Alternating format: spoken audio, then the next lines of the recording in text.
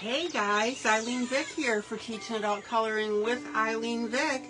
It is Friday, June 18th at 7 p.m. Central Standard Time, and I am live. Hey, welcome to all my peeps that drop in during my live broadcast chat. Love to see ya, love to hear from ya, and love to chat with ya. And also, welcome to all my lurkers who come in. Don't chat but watch. Hey, whatever works for you, that's okay. And also, I would like to welcome my YouTube viewers who watch this when it goes to video on YouTube. So yeah, lots of ways to watch. And also don't forget, in Facebook this goes to video as well. So yeah, we're in really good shape. Hi Jeannie. Welcome. Come on in everybody. I just started broadcasting.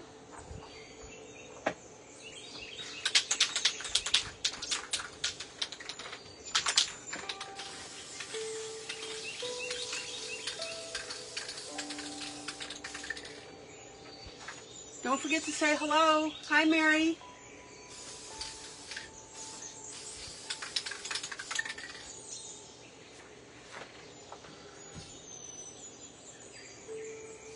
Good to see everybody. Zoom in. Zoom out.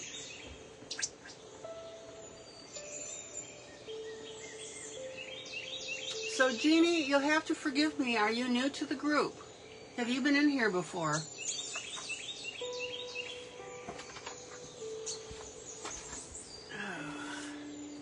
Mary, how's my sound? Is it good?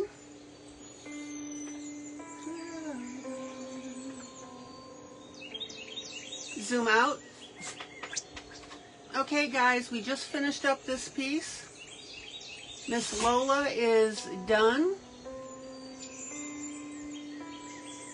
Okay, good.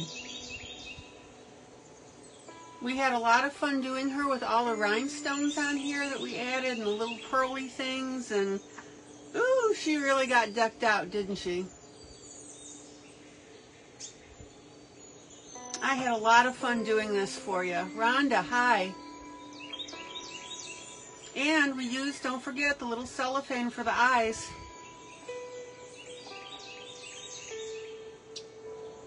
The holographic cellophane, guys, that works out really well. Miss Rhonda, hello.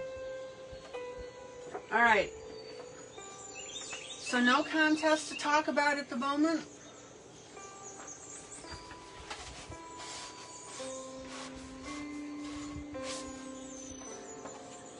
We're going to work on a little steampunk. All right. Let me get my camera situated. Zoom out. Zoom out.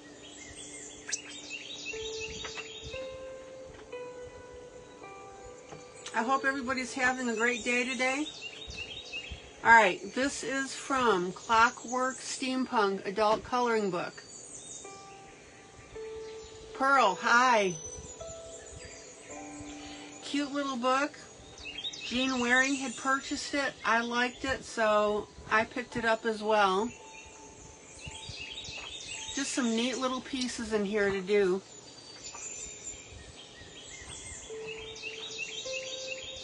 Look at that octopus in steampunk. Isn't that cool? Antelope in steampunk. Dinosaur. And it takes a second, guys, but this is a motorcycle rider. Isn't that cool? Look at the light, look at that.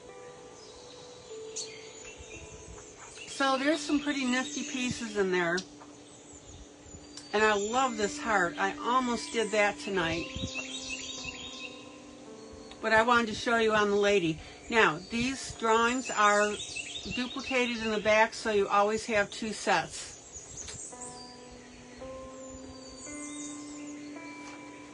So that's pretty cool. Okie dokie smoky. Let's get coloring. Alright, get my trusty paper towel. New members, please don't forget to say hello.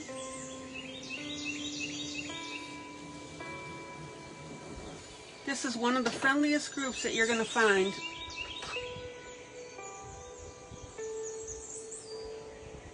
Okay, Rhonda.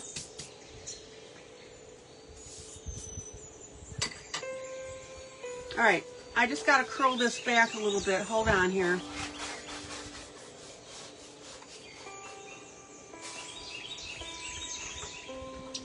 Alright, there we go.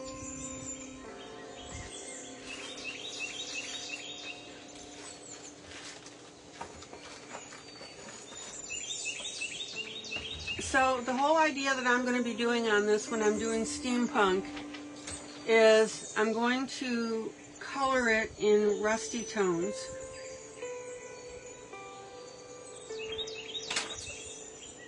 So when you do that, you need to decide the basic color of your metal. And then I'll add a brown to it. And then you'll start adding rusty, reddish, rusty colors. I'm just letting you guys know in advance what my thinking process is.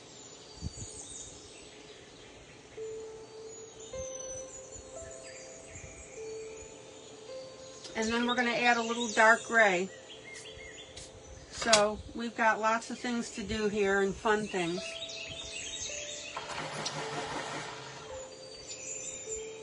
Now, for anybody that's new, don't hesitate to ask and talk. This is a learning group. Hi, Karen. This is a teaching group. And I'm here to teach and talk and exchange ideas and methods with you.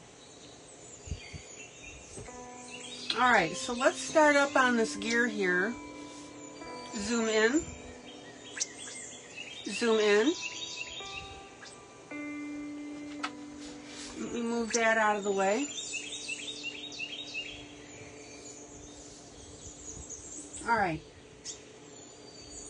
So I'm going to choose my first color of the gear. Now, this is the color before you have your rust and stuff on it.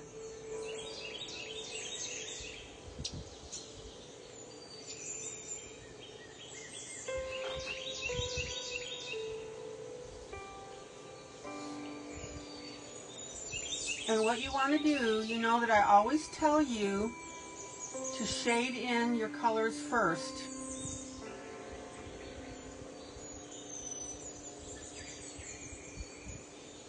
So this may or may not be the final darkness on it.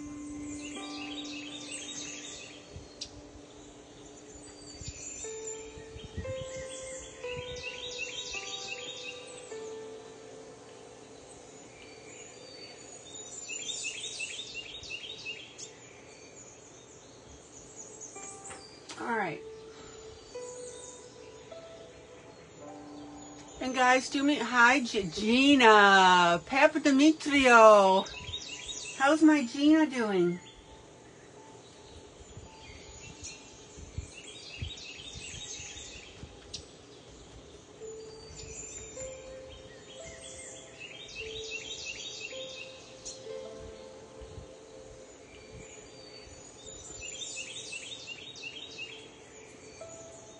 Okay.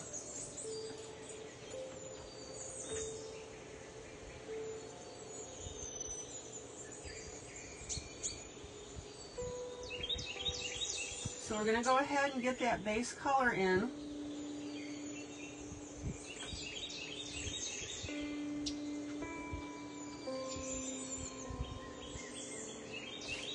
And what do I always say? Like I said, come in lightly, guys.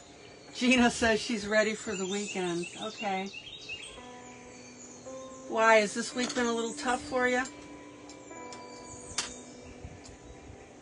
And then I'm going to lightly take my blender pencil. Now remember, I always tell you, your blended color may come out completely different than your initial color. See the difference? Well, Gina, I just want you to be ready for some coloring.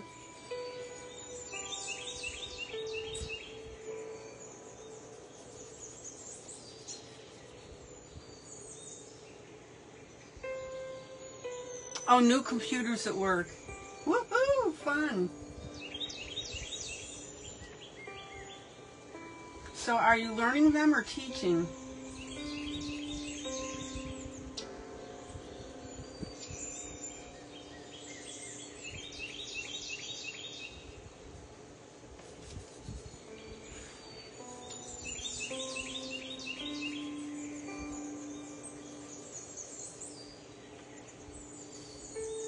Oh, yes, yes, yes.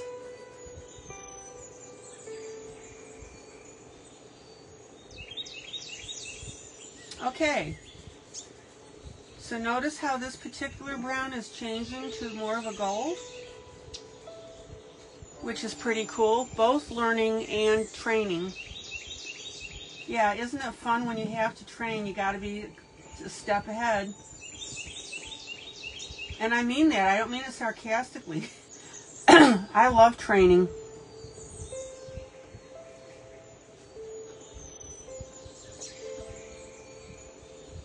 Zoom out.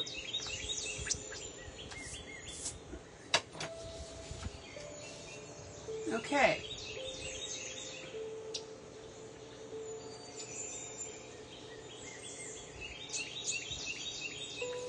Zoom out.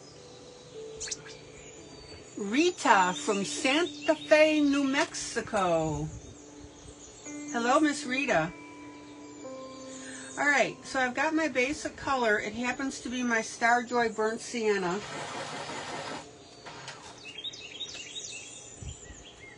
And for those of you that are new, I don't use a particular brand because I've got a boatload of colored pencils, so I use different ones.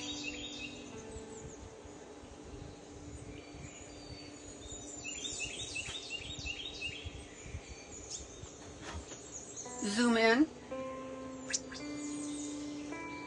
Now, if I need to get closer or further away, speak up, guys. I'm here for you. Don't be shy. This is not the time to be shy, guys. Right, Gina? Okay, so now I'm going to use the Zenicolor Coffee.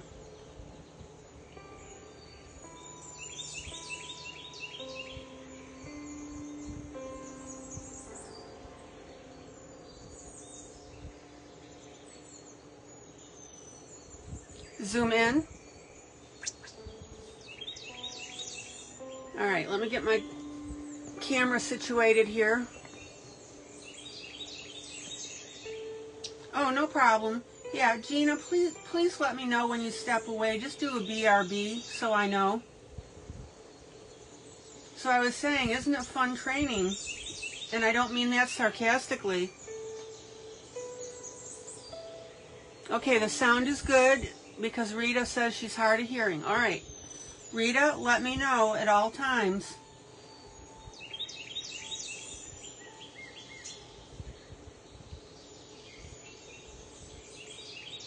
Okay, so we're going to dingy up. We're going to dingy up. Is that a word? Is that a phrase? Dingy up the gear.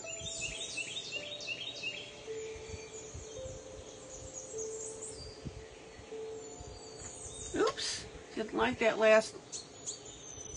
You do not like training this close to retirement. Oh, Gina.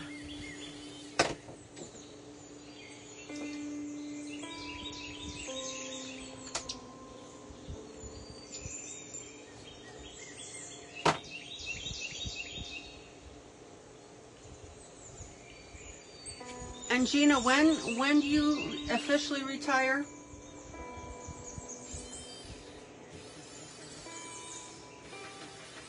Now, notice how I'm putting a few white marks in there, guys? Not white, lighter marks. Because we want to, you know, dirty up this whole piece. Okay.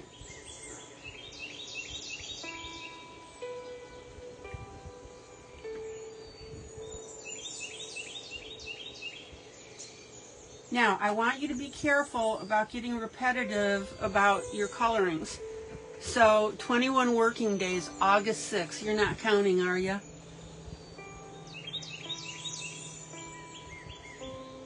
Are you going to celebrate with us here in the room and tell us when you have retired?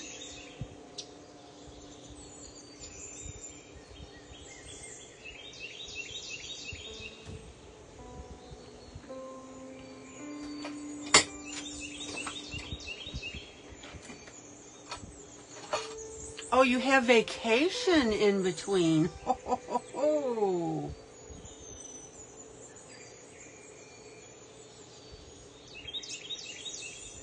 Okay, so of course we'd like you to. Are you kidding? Like there's a question? Sheesh. So when do you go on vacation then? Okay, notice how I'm dirtying up this gear, right?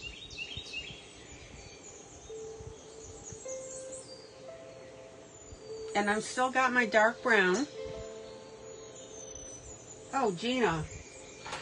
Of course we would like to know. We celebrate birthdays in here. We celebrate anniversaries. We celebrate good doctor's prognosis. We pray over pending things that are going on in people's families. 2 weeks in between. Okay, so your the last day in the office is when? July what? 18th, roughly? I'm guessing. I don't have a calendar in front of me. Okay, so now I'm going to take this brown.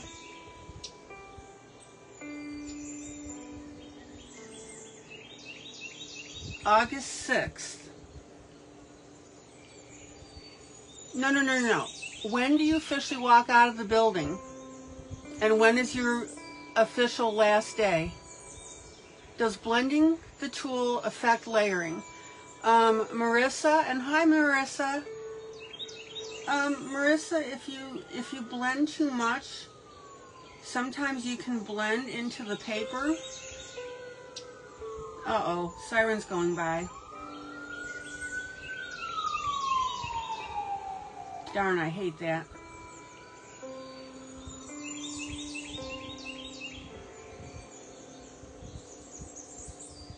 Marissa?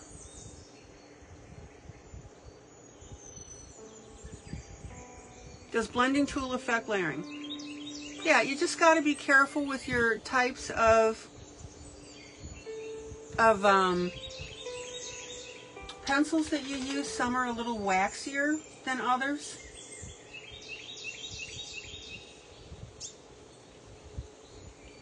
Hi, Helen.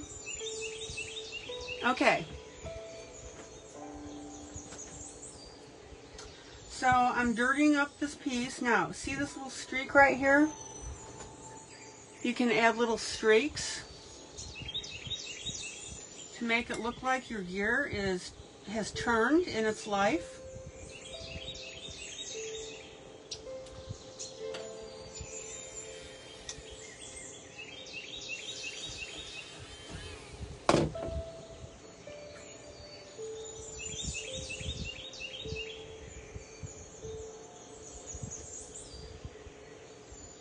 So if you overblend, Marissa, which means you are pushing the pigment around and pushing it around and pushing it around, then if you can start to have your pencils,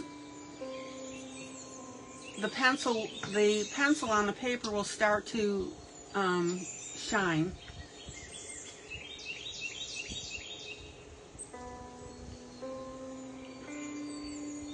And that's called wax bloom.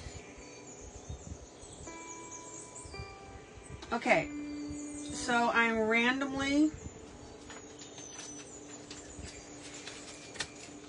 with specific intent in mind, dirtying up the gear, okay?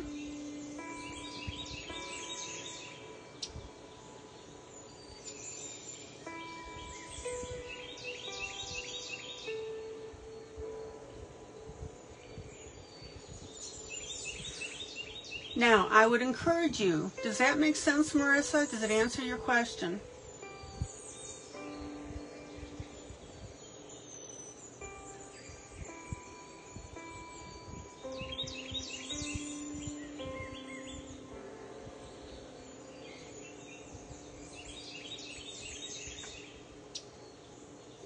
When you blend, you are pushing pencil pigment around. You're pushing the wax around and the coloring that's in it.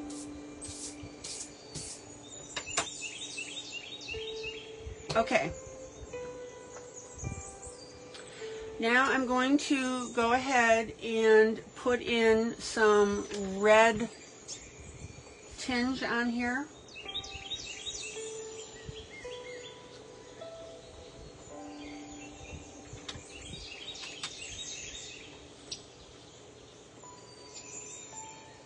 And guys, if you ask me a question and it doesn't answer you, please tell me.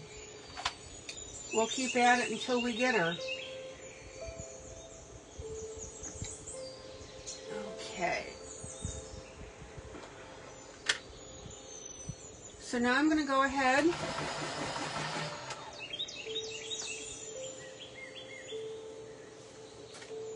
and I'm now going to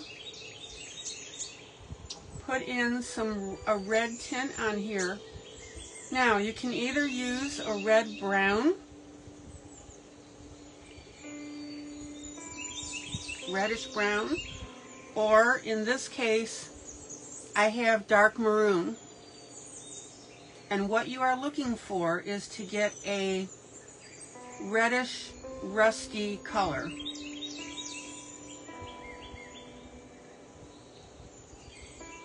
Now,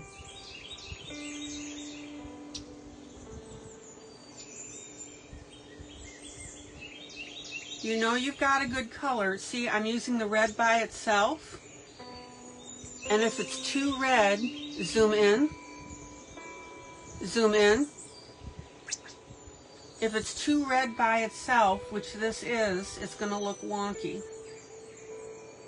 All right?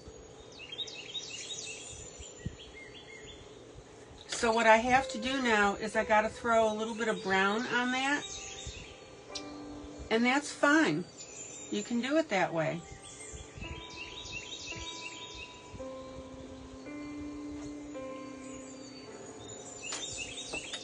So right now I am mixing red and brown to give me that rusty color.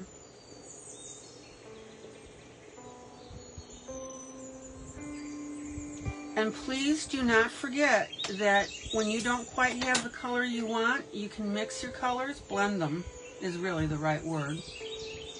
Just like I did this red and this brown, all right?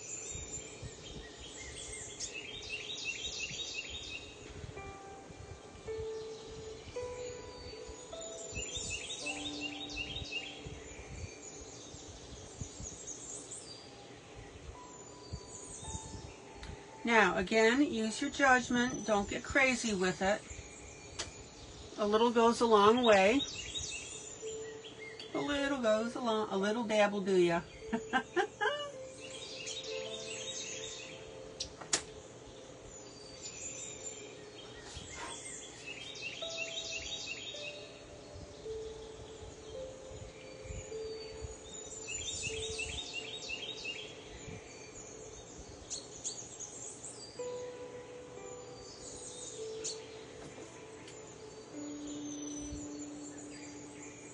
Don't ever panic, guys, if you pick up the wrong color, okay?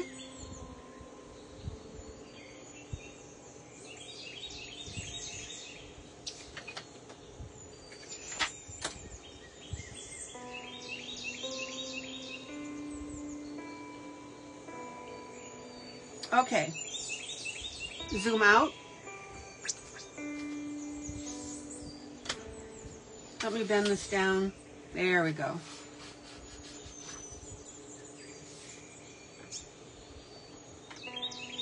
Now, let me grab some water.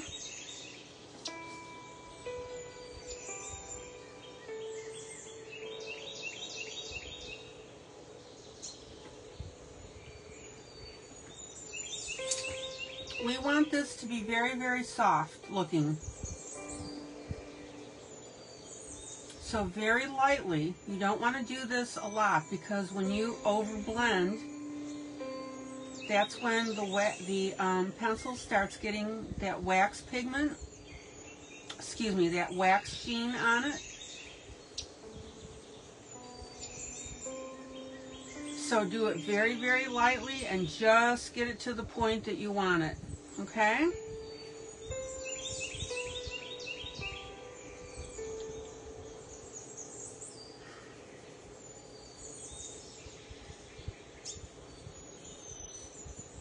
And if you want to look at Helen's books, she's commenting and saying that you can get orange and yellow to get copper.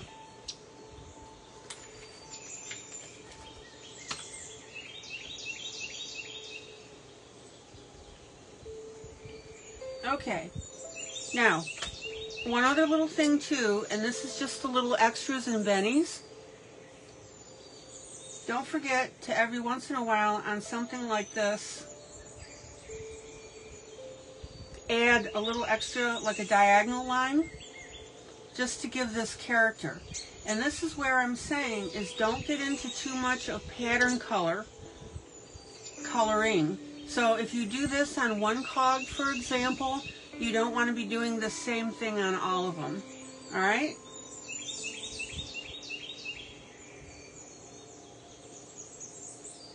Unless there's a specific reason that you're doing that and you want a look.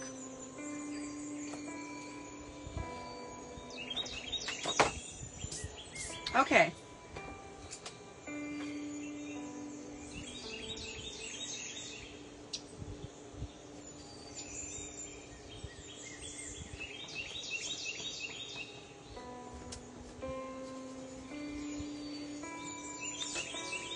Now, depending on how dark you want to go, you can even add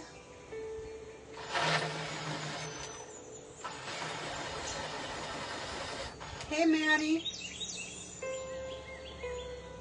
you can even add a little shading now of black.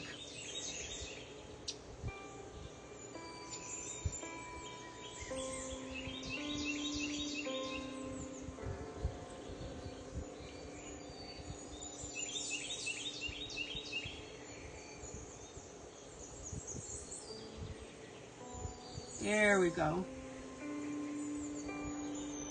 And I'm going ahead and adding this. Which volume is it in, Helen, so people can look it up?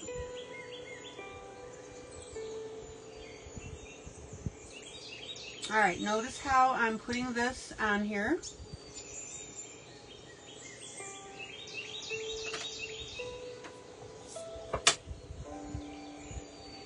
And I'm also going to smooth that out with my finger.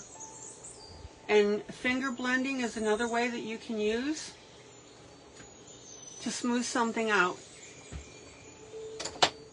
Okay. Now, you guys know that I have no problem marking in my books. So, I'm going to be doing a little bit. Oh, good, Sarah. All right, you're going to love your rhinestones. Little camera adjustment here.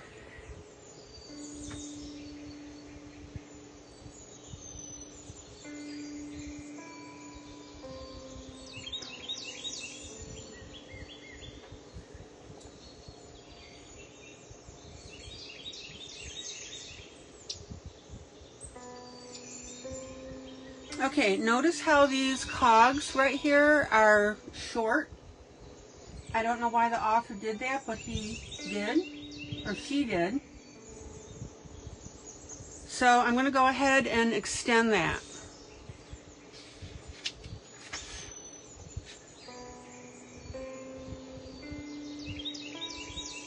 Whoops, made a little mistake there. That's all right.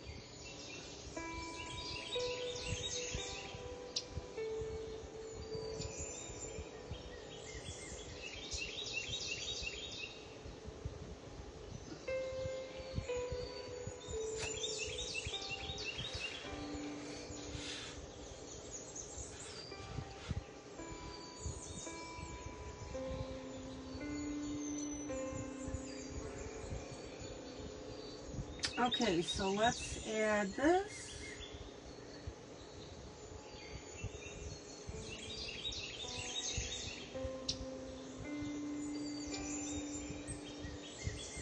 All right, so I've closed off that clog now. Everybody can see that. Don't be afraid of your black pens, guys.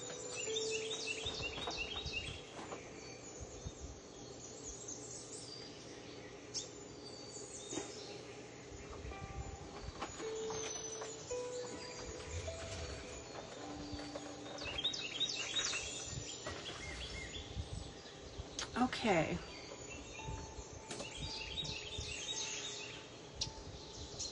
And you know that I like to keep my pieces nice and neat and tidy. So I'm just going to take a second and clean this up.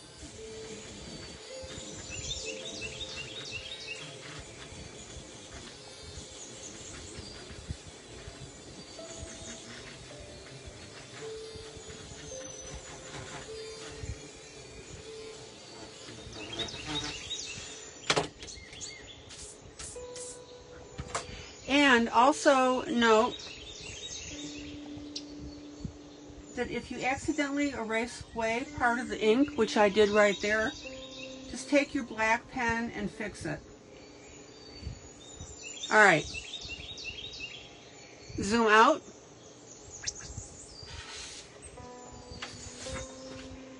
Zoom out.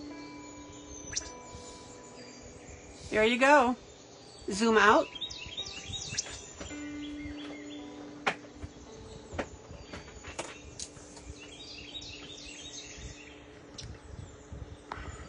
Now, as Helen is mentioning, there are a lot of ways for doing things, and she's got her color special effects. You can look in her books as well by Helen Elliston. This is the method, however, that I am using to give you a start. Totally up to you how you want to do this.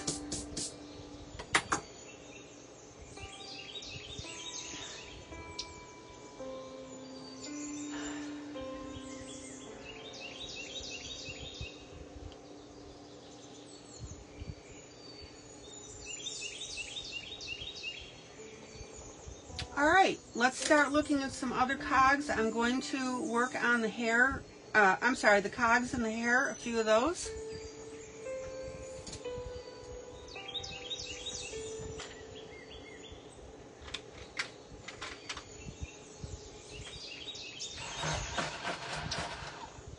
Any questions how I did that?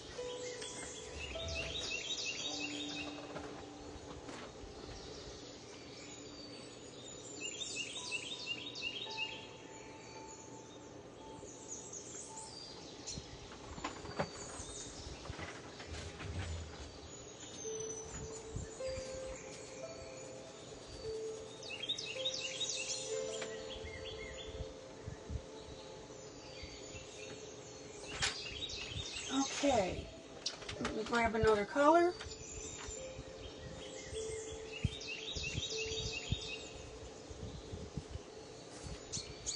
Zoom in. Zoom in.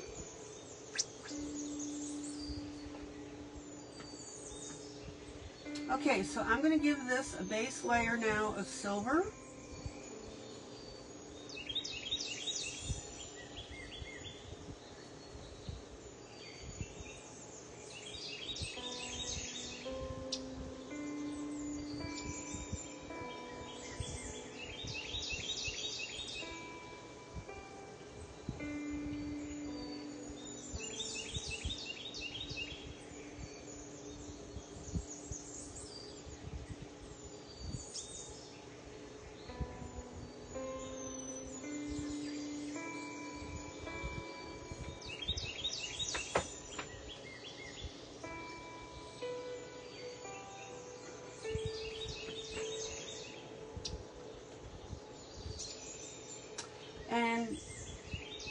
keep in mind that cogs are different colors.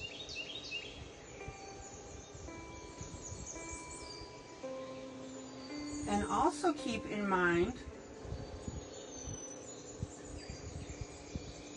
that some of them can be shown as being worn and others can be shown as new and shiny.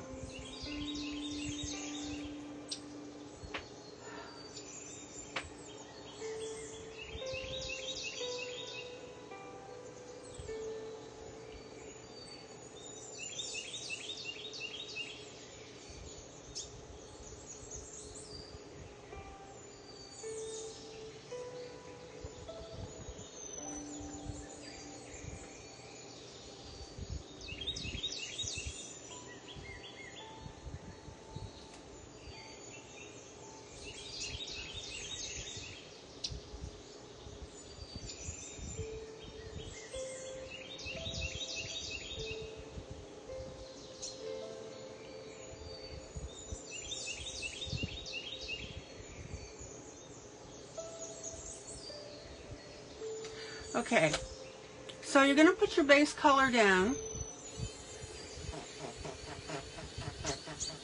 And as Helen is pointing out, there are various ways to do cogs. This is the way that I'm happening to show you tonight. I'll show you different methods at a future date.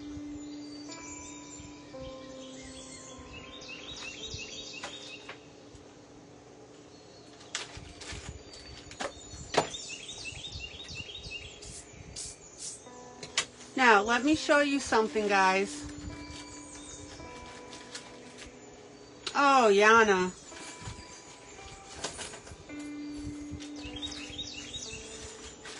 So, these are metal cogs that I bought off of Amazon. Can put some of these on here. But I want you to see the different colors. Zoom out.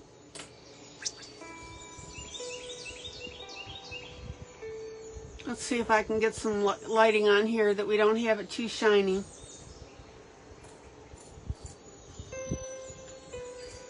Alright, everybody see these different cog colors. So please keep that in mind that they are different.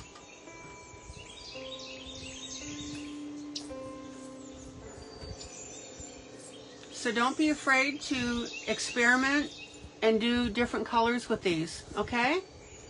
All right, let me get those out of the way here.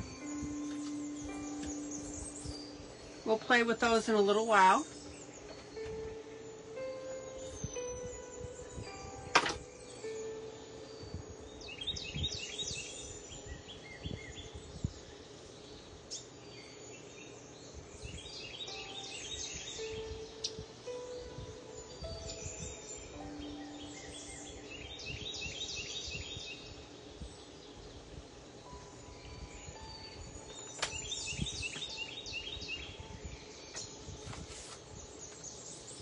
So notice that I'm giving that a base color of silver.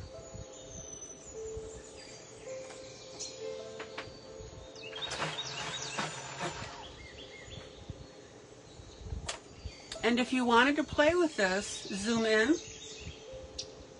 zoom in. If you wanted to play with this and make it look like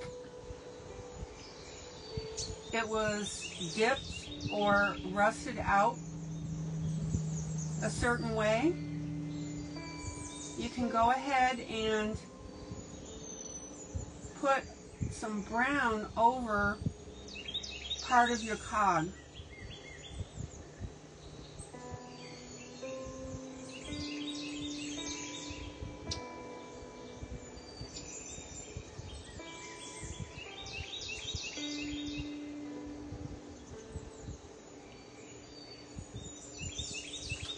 And the really neat thing about these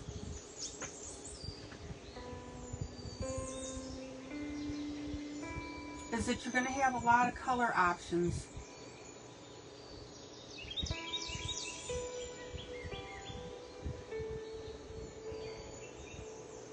Now, on these particular ones, I'm going to make it look like that this was a patterned rusting out. That is specific. But this is different from what I was telling you on that other cog, that when you're doing random wear on it, that you don't want to be doing the same thing all over the place. Hey, Melba.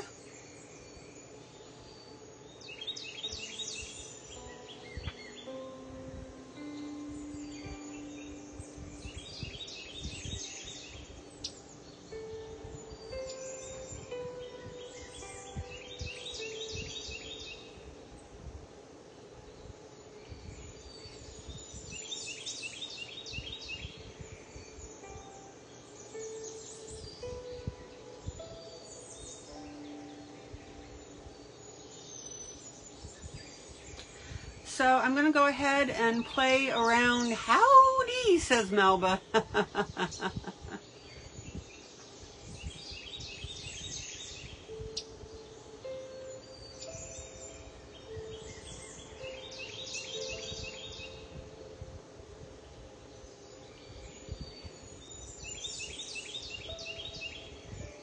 And I'm just going to peter out this rust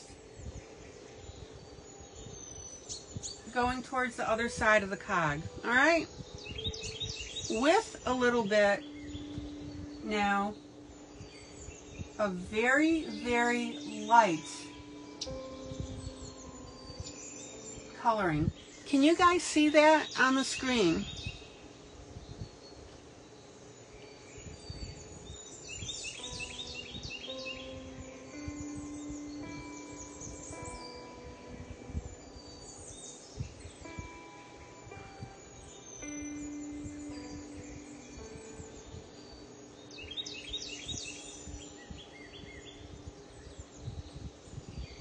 Now, be absolutely sure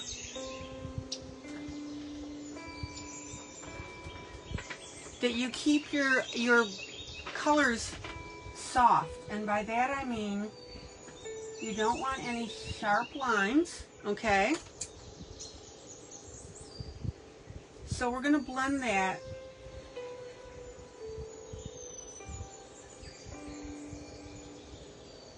So we're making that cog look scruffy,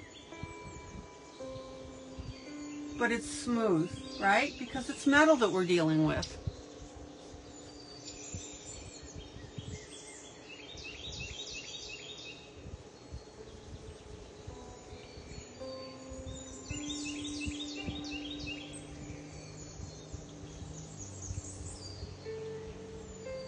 Check that out, guys.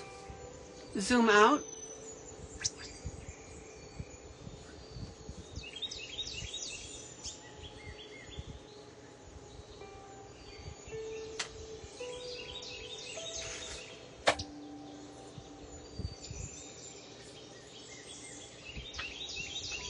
Questions, comments on what I'm doing?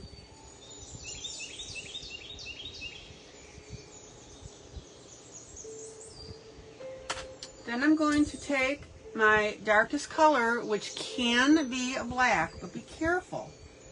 You've got to be really careful. For beginners, use a lighter gray, a medium gray.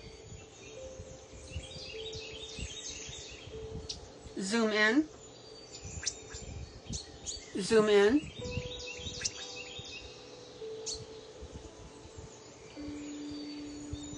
And what I want you to see here is I'm going to put a little bit of this black on the tip. See that? Now, guys, this is not a hard and fast rule. This is just the way that I'm making the rust look rusty. So I'm not saying that you absolutely have to put a splotch of black in the upper left-hand corner. Hi, Sandra. Canada is here.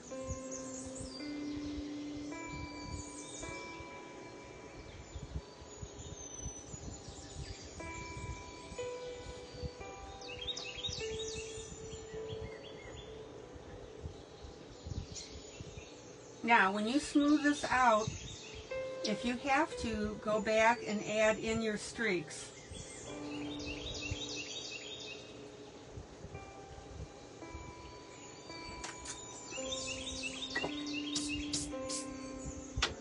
Zoom out.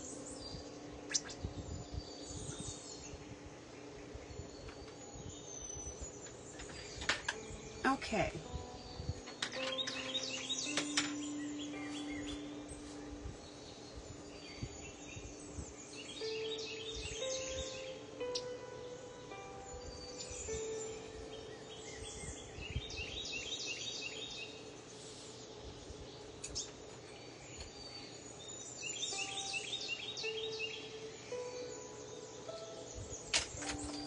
La da da dum.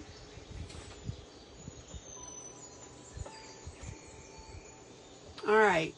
Now again, zoom out. Zoom out. Zoom out. Zoom out. Okay, I'm going to show you. Oh, no, I'm not. Not on that. Well, I can do this. Remember, and this is for anybody new who's walked in, these are the different colors of cogs that you end up seeing.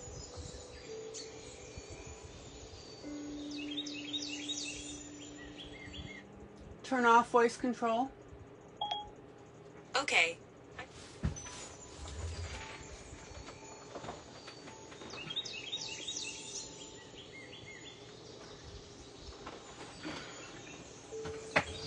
Sarah Wolf-Thacker. So guys, please don't feel that there's just one color of cogs. There aren't. Look it up on Google if you have any questions. There are even, which I'm going to do next, greenish ones. So you can have a lot of fun with these.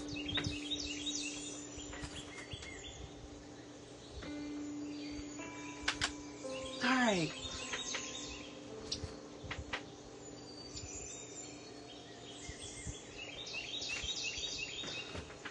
Zoom in. Zoom in.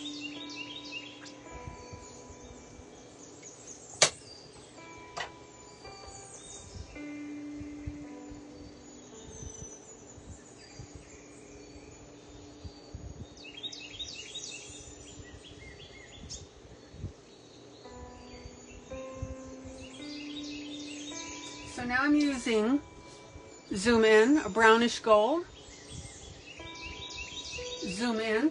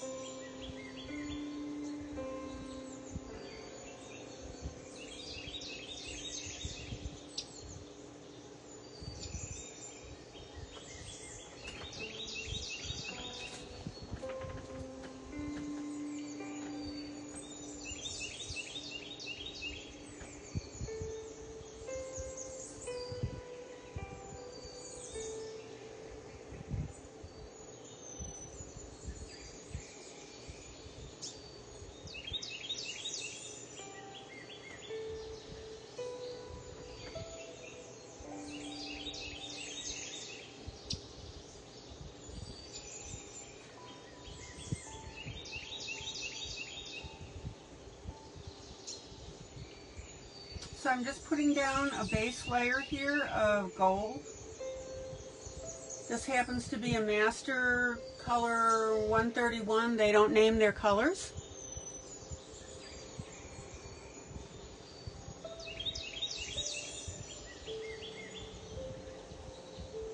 Notice that I have not blended this in. I'll show you why.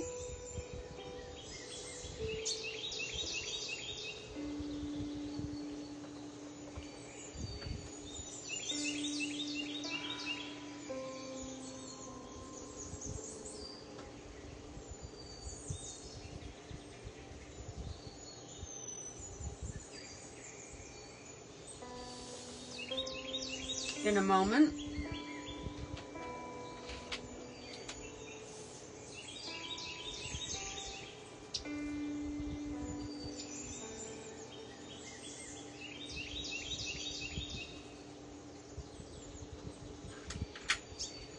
I've now grabbed a Master 147 olive type green, and I'm going to go ahead and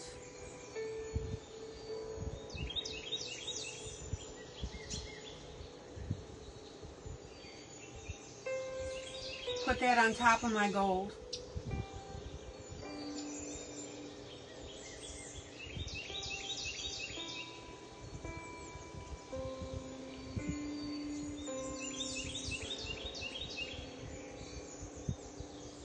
Now, I want you to see something here on this piece of paper.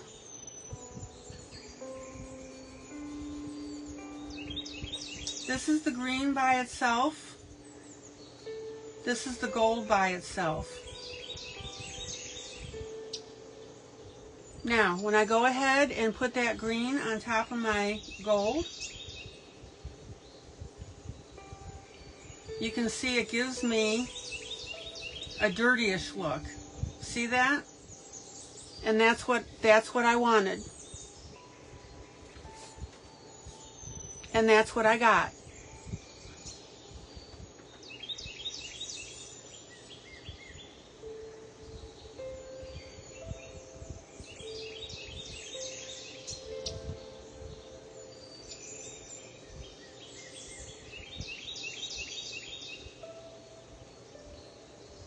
And for those of you that are beginners in coloring, don't freak out with this mixing of colors.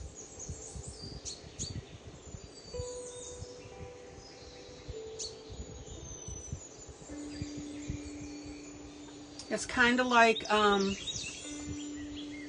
mixing paints.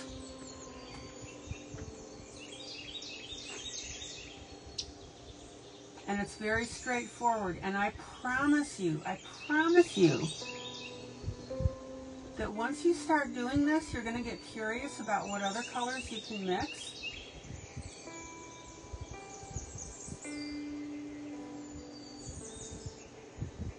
And you'll get ideas.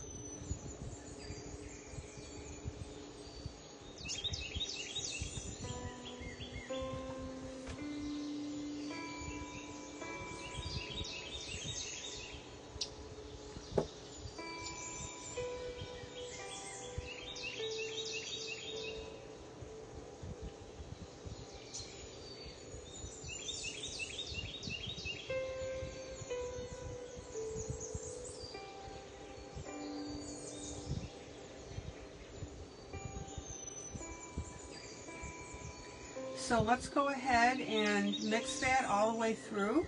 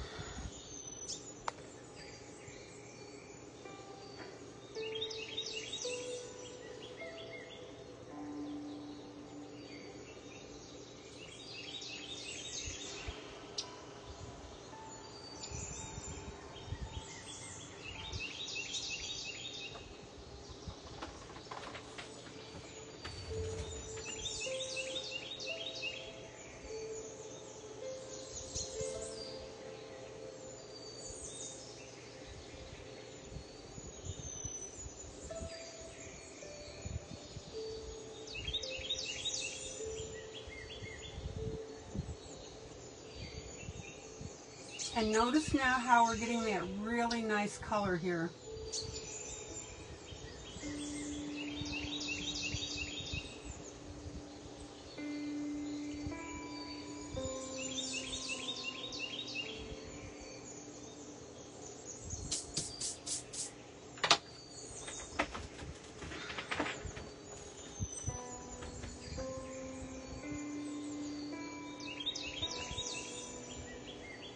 zoom out.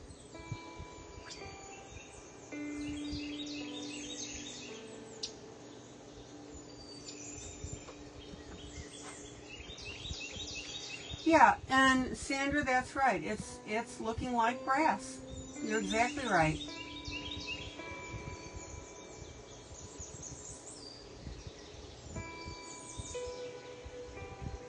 Certain greens and browns will do that.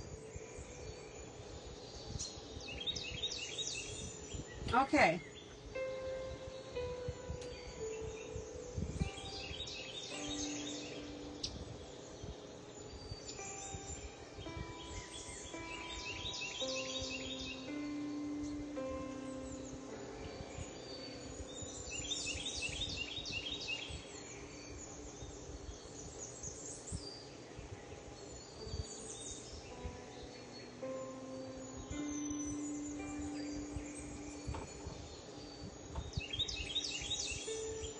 Isn't that beautiful, guys?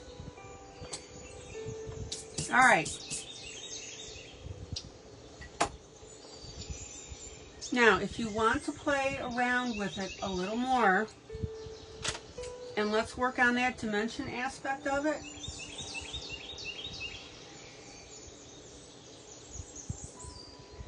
I'm going to put a little bit of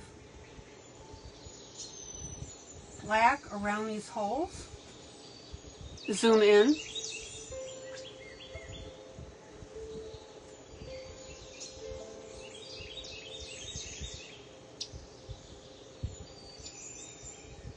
Just to give them a little bit of character.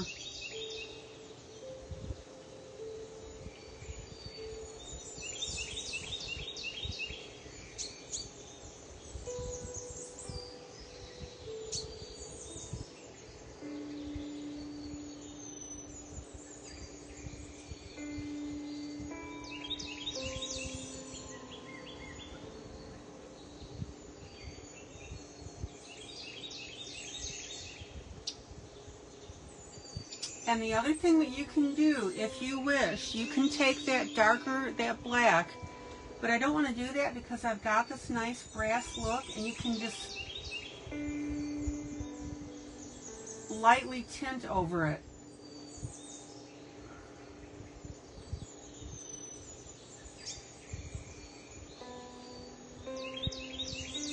And that's going to look a little grungy. Okay.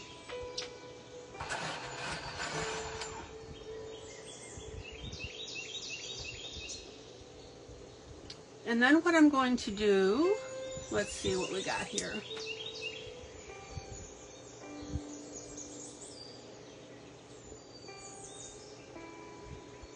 We can go ahead and we can put black around this outside.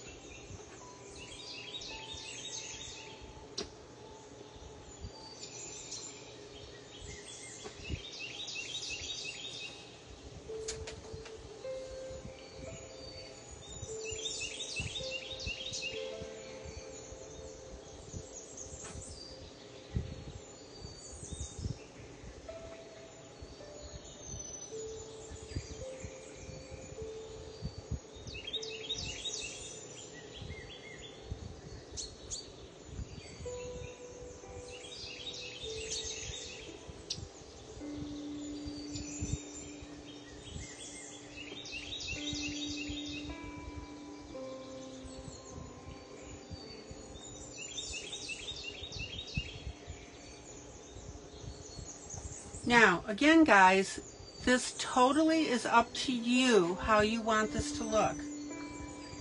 There are a bazillion ways to do it.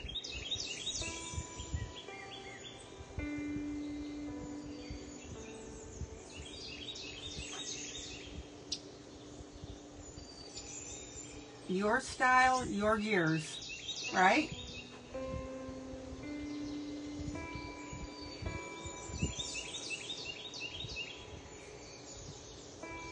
So I'm going ahead and darkening this. This whole thing is going, you know, this whole thing is going to be dark, you know. Lola we played around with. This I'm making a little dark. Let's see, Rhonda says, ILene, what do you think about metallic pencils or some gel pens mixed in? Yeah, I mean, if you want to use metallics on your gears,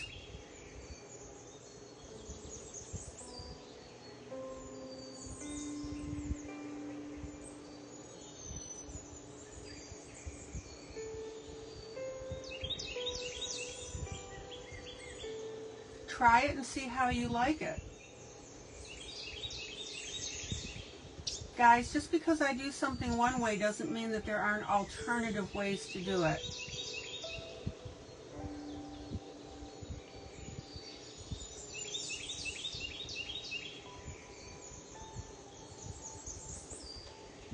So Rhonda, give it a go, post it, see how it looks.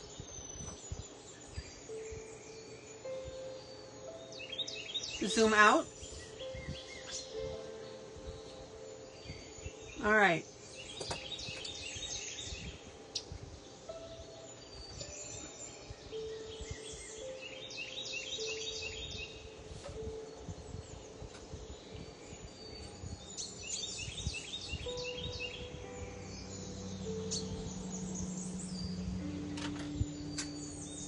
So let's play around with another gear.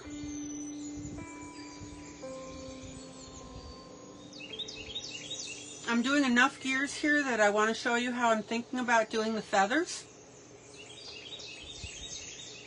And then I want to show you a couple of ideas for the face.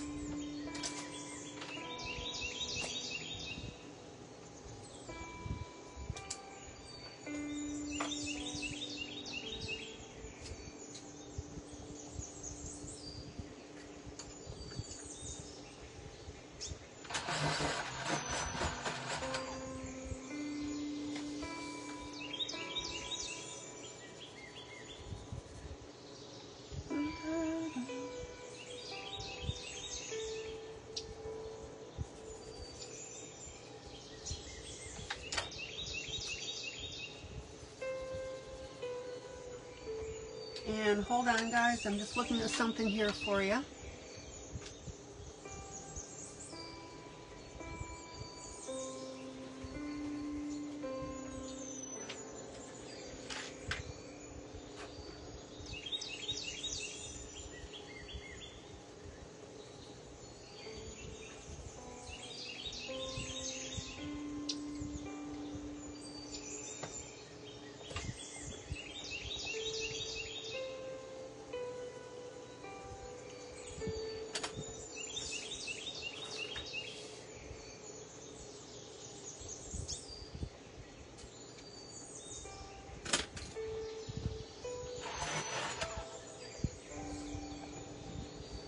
Okay, next gear.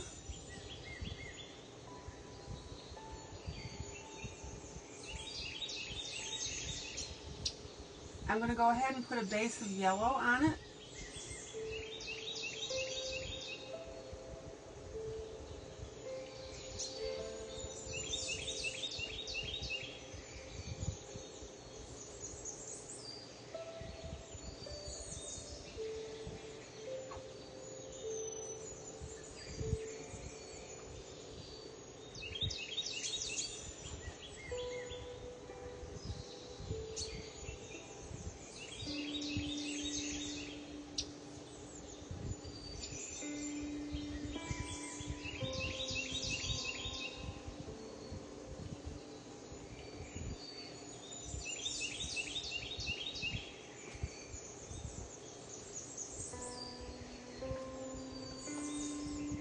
Okay, and now we're going to use a light brown.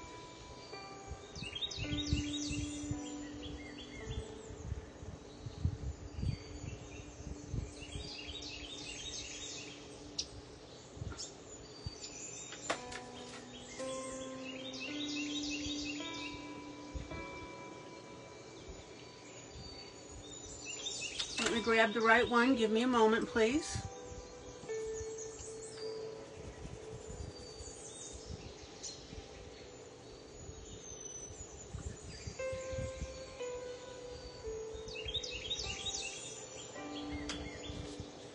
This is going to be an Arteza brown.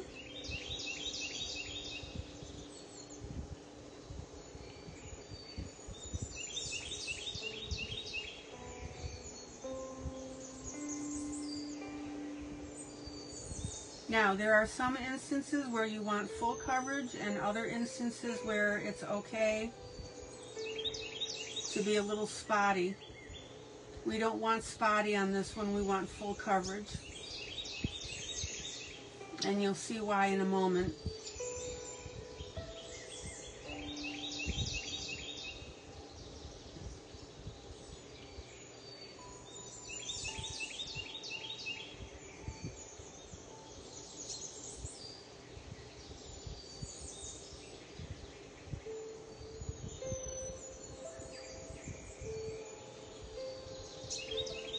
Now guys, oh metal, Yana, don't let it throw you at all. And guys, I would highly, highly encourage you to experiment. This is just one way of different ways of doing this.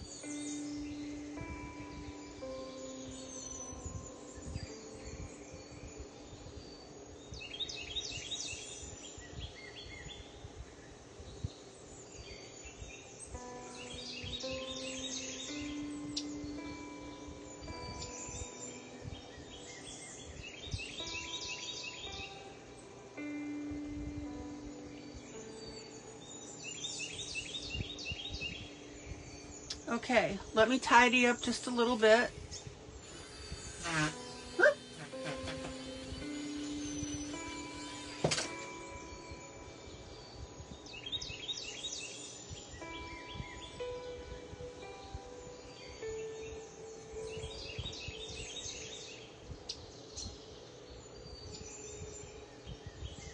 Right, exactly. You can add the greens to make them look old like the brass, sure.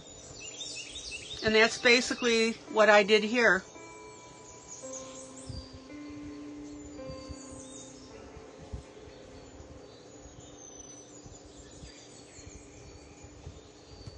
Okay, now I'm going to use a darker brown.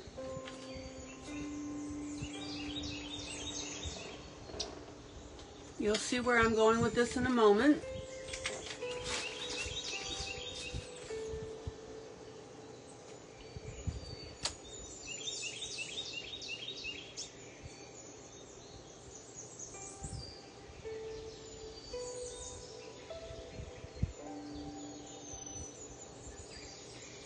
And what I would encourage, oh, you cleaned a lot of candlesticks, Sherry. Hi, Sherry, by the way. And I'm just going to tint these areas, or shade these areas, I should say, at the top.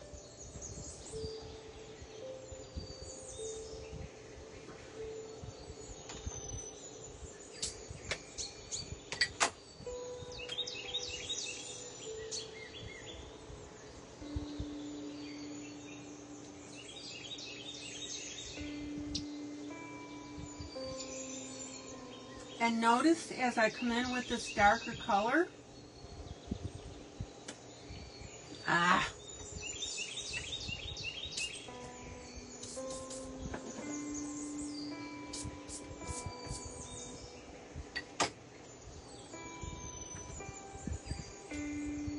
notice as I come in with this darker color, that's also making my browns and golds pop up.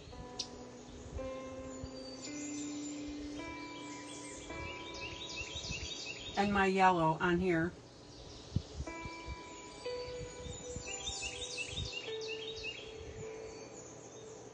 And there are so many ways that you can color these teeth. If you want to color just the outside edges like I'm doing, you can do that.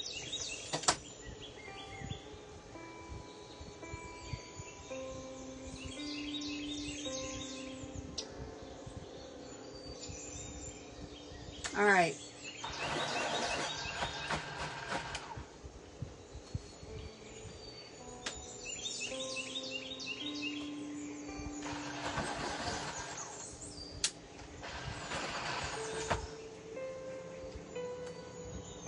Oh, hold on, broke my tip. Hold on, hold on.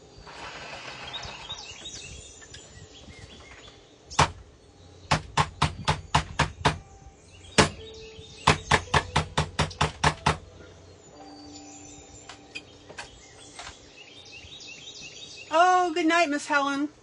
Thanks for popping in.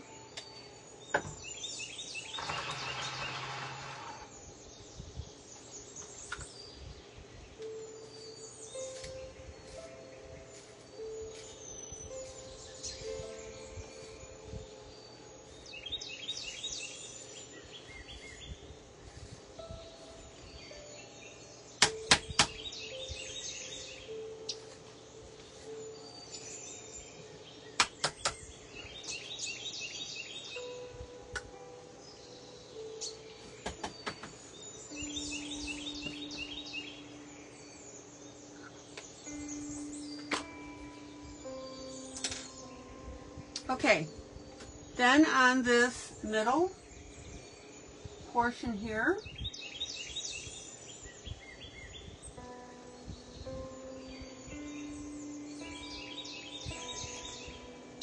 you can go ahead now with a slightly different color to color that center wheel.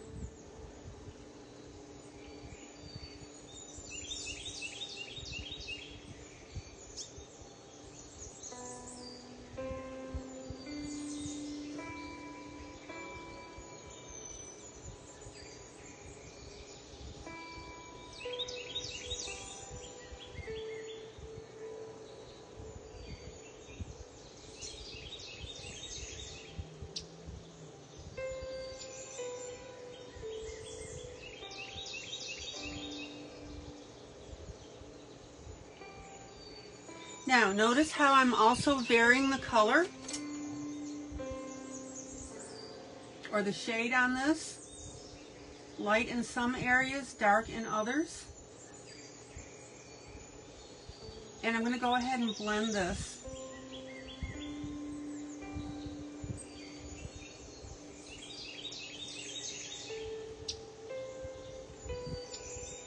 And my apologies, I should have blended it first and then I'll shade it.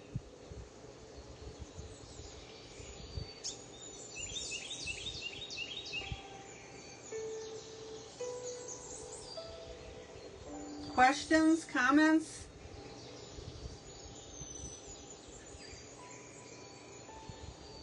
You like it? You don't like it? Not your style?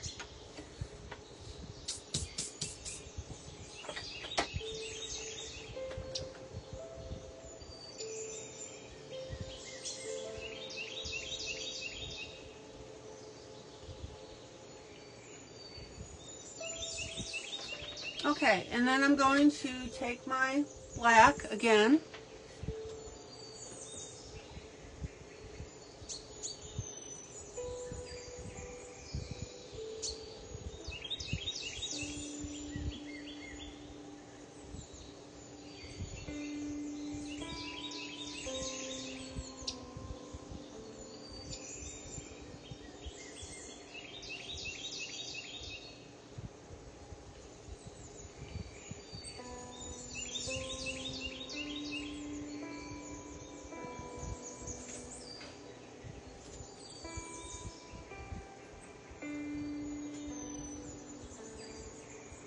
And I'm going to go ahead and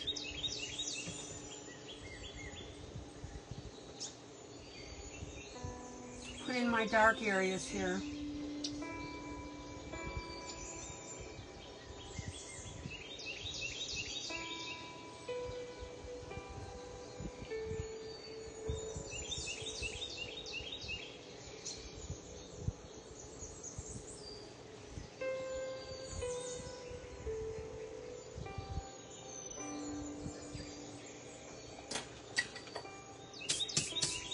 zoom out.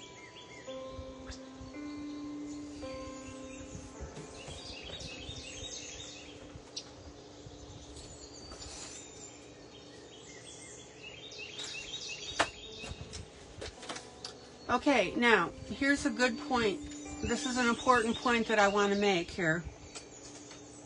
This cog right here looks a little light and out of place in comparison to these other two right here. And my initial knee-jerk inclination would be to darken it. That's exactly what I don't want you to do. And the reason being is I want you to wait until you've done other cogs to see how everything blends out and looks. Does that make sense?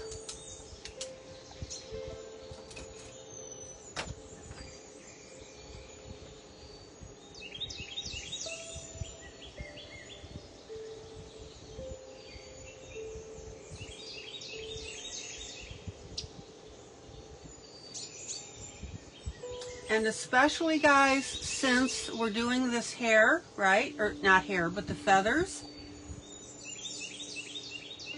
You need to wait and see how that's going to look. Okay, guys, I've got a pencil point stuck in my sharpener. I need you to sit tight for 1 second.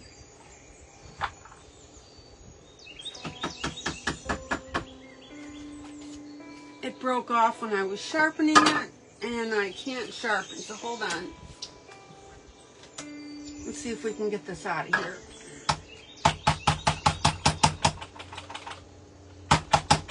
There we go. It came out. And Rhonda, if that happens to you and whoever else owns a link yo, just tap it on the end with the holes down until the point falls out.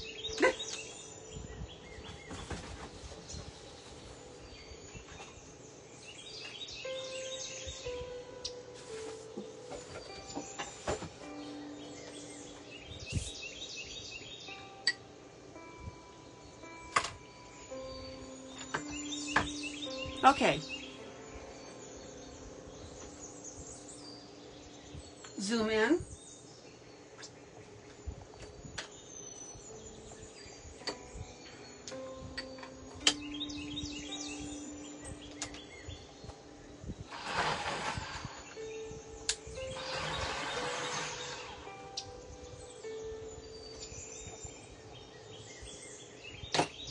All right.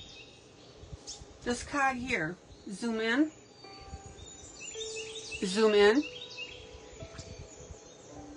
white pencil on the cog.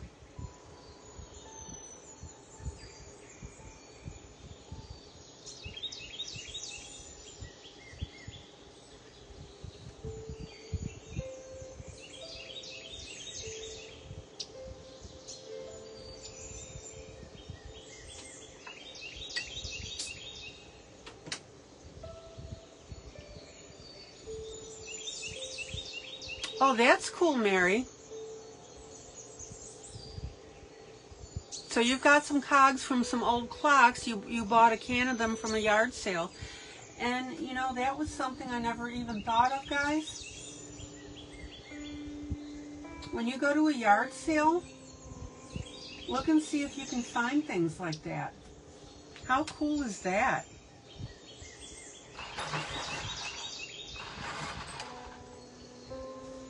Never even thought about that as a source. Okay, light gray now over this white.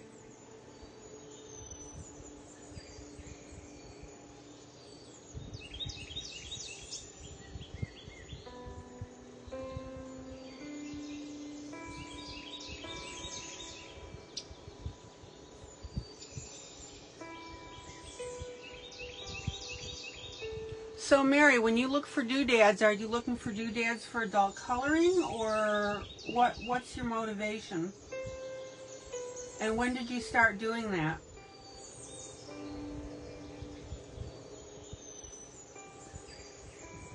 Okay, and now I'm going to use a slightly darker gray.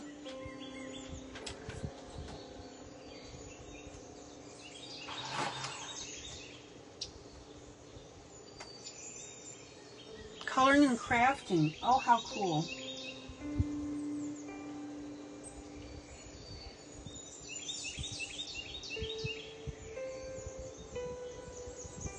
Okay, darker gray on the edges to give that a little bit of dimension.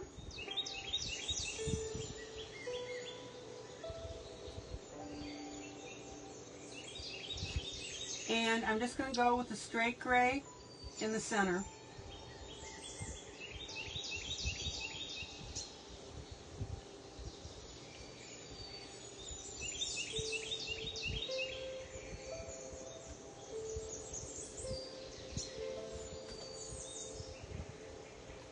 Most of your adult life. Wow. You know, Mary, I've been adult coloring now, what, 9 years? 8 years? 9 years? Never even occurred to me to look for doodads at yard sales.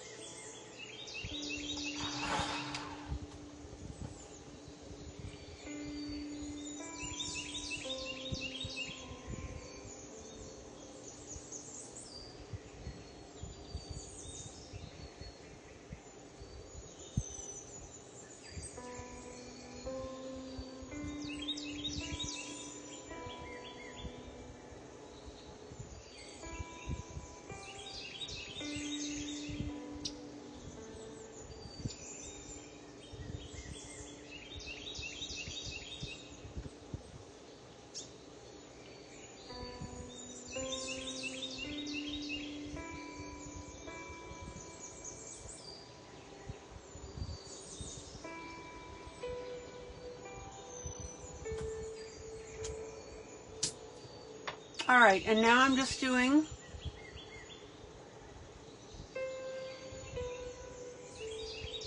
basically a straight gray, 2 shades of the color. And I'm going to darken the tips of these cogs just a little bit. Everybody see how I'm doing that?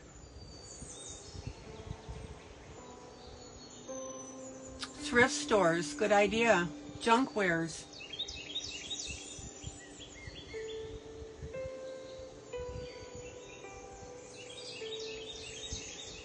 Yeah, I would think maybe an estate sale would, well, possibly be a good idea too.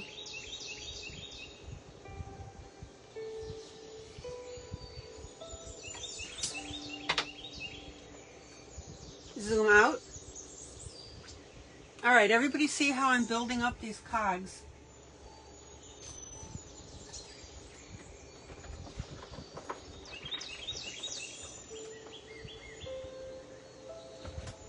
Now, we need to be careful because we've got a light cog here, 2 darks, mediums, so now we got to go back and get a couple dark ones down here.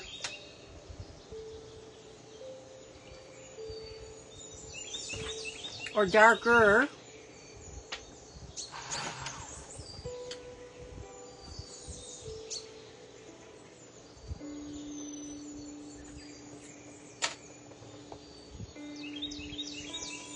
So that we've got really good balance on here. Zoom in. Zoom in.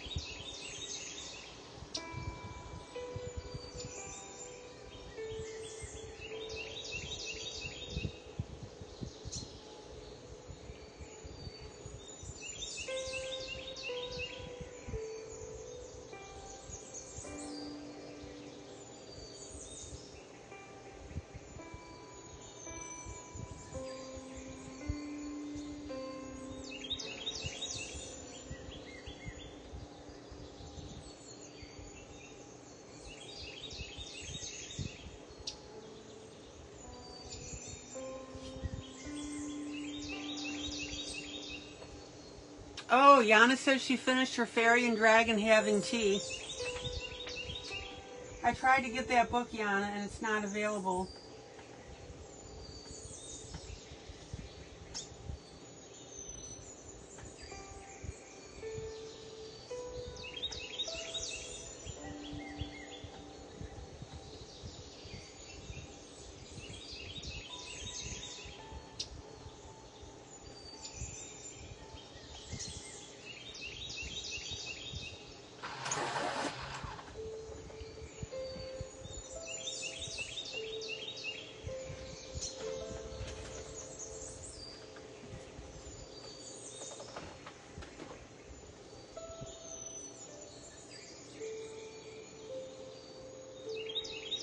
Oh, how neat. Mary says, I love when the Amish and Mennonite have sales because they're big crafters and find tons of stuff, and the men always have gears and old keys.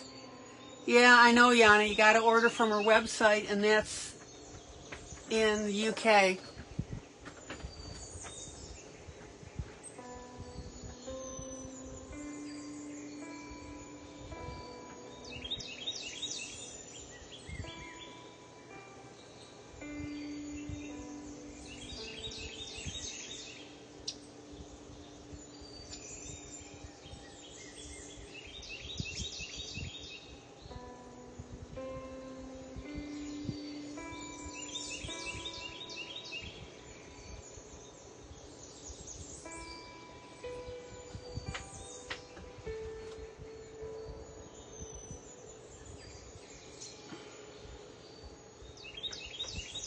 Yeah, and actually too, Yana, I went to her website.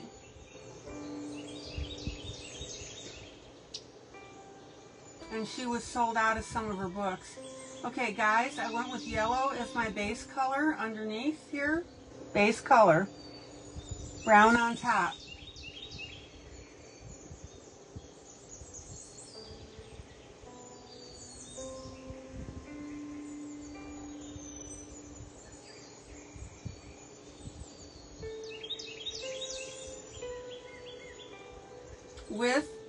With a little streaking of color.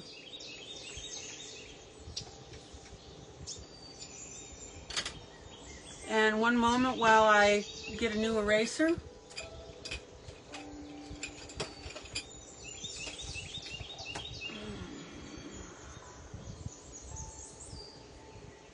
A new eraser tip.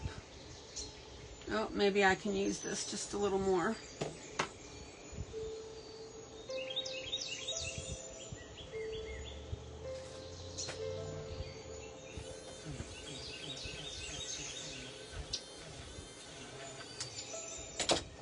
So don't be afraid to shade in. You see how I'm adding the different shades here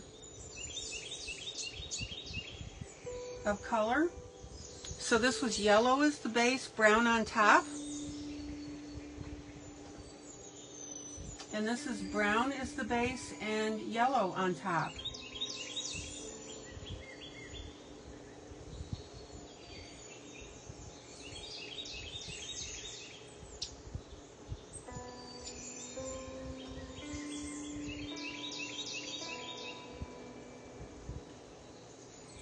So don't forget that you can always use a colored pencil other than a white to blend. Hopefully that helps somebody out there.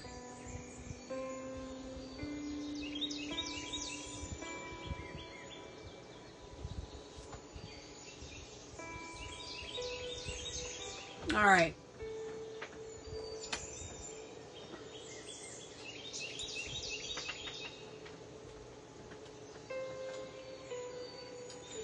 And then I'm going to go in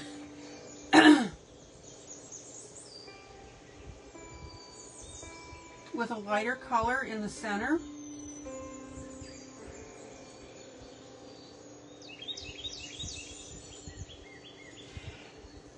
Which is a flush color, and then I'm going to put a little bit of brown over that because that flush looks funny.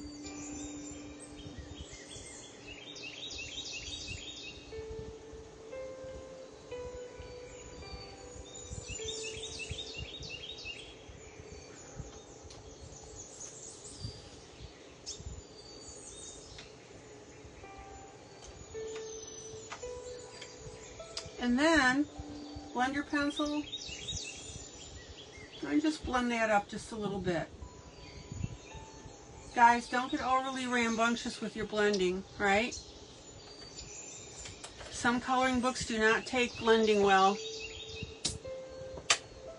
Okay.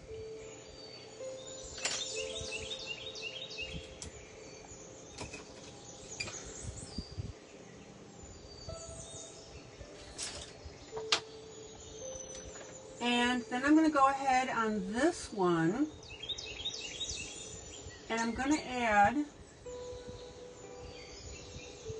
zoom in. Let me know if that's too close, guys. I'm going to add some of this black smudging to make it look like we've got a little bit of wear on here.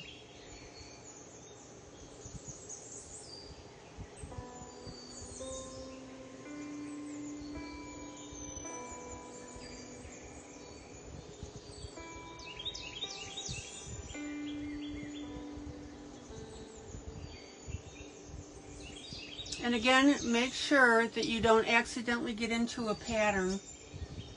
For example, doing all these wheels on the outside, unless you intend it.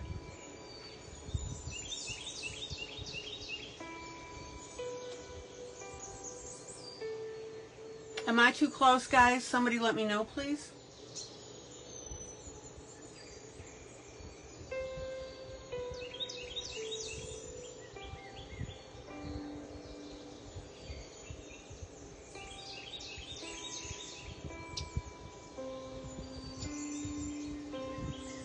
All right.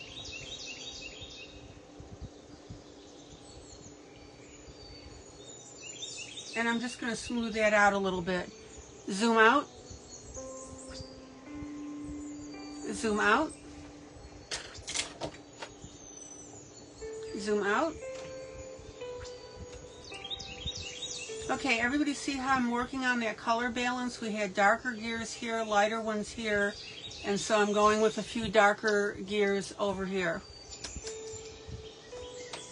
All right, couple more gears, and then I'm going to show you what I have in mind for the feathers after I get some water.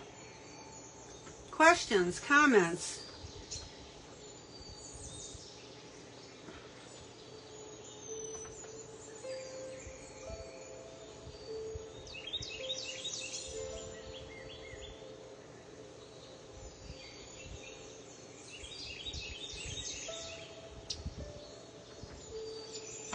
Okay.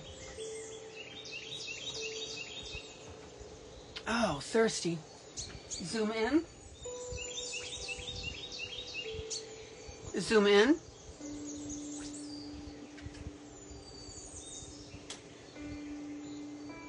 Zoom in.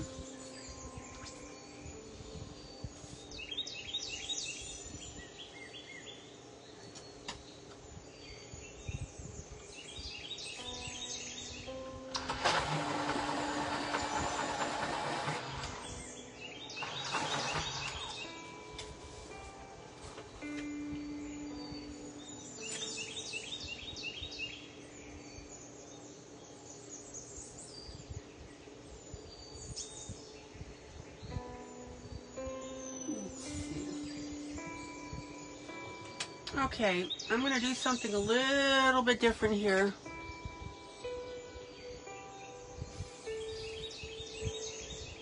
Oh, Mary, that's wonderful. You're talking about at the Amish yard sales. Wow.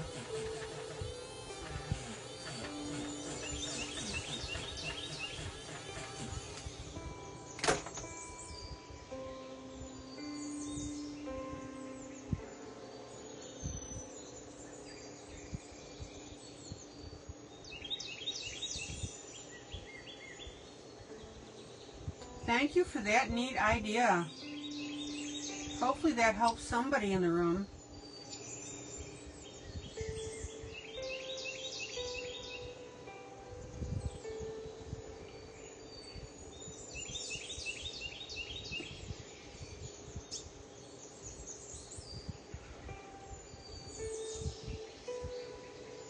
I love it when you guys share information like this.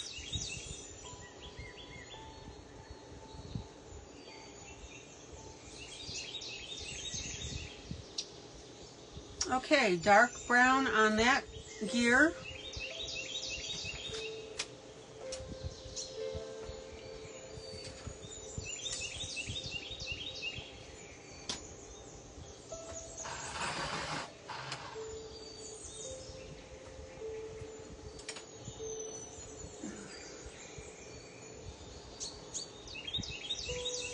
Okay, now guys, I'm just going to put a few streaks of black in here.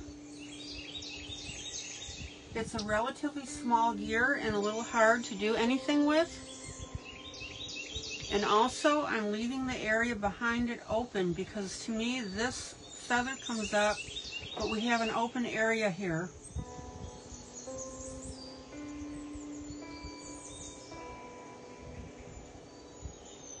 Two more gears and I'm going to work on the feathers.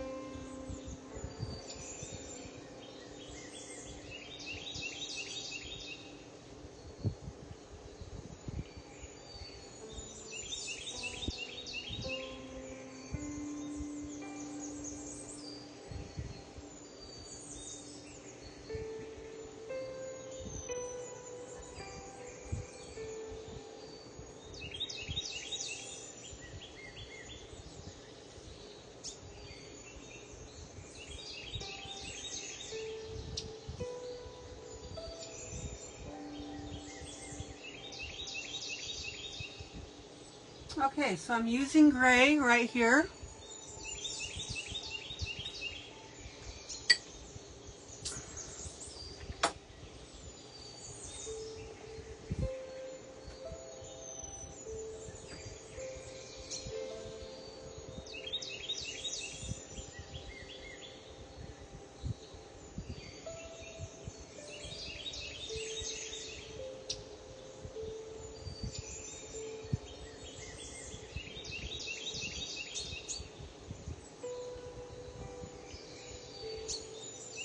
Now, I've used the same gray on the center of this cog, but lighter.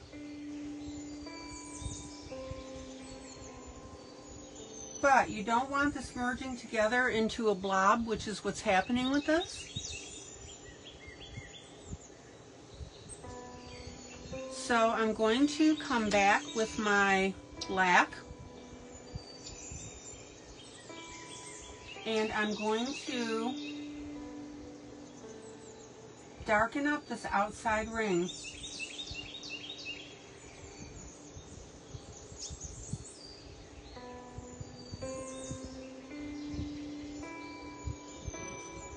Everybody see how I'm doing that?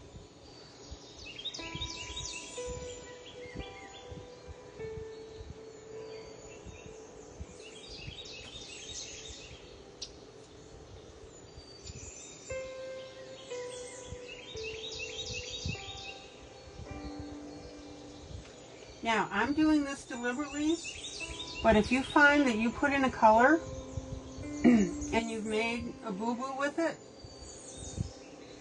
these are some of the tricks to fix that.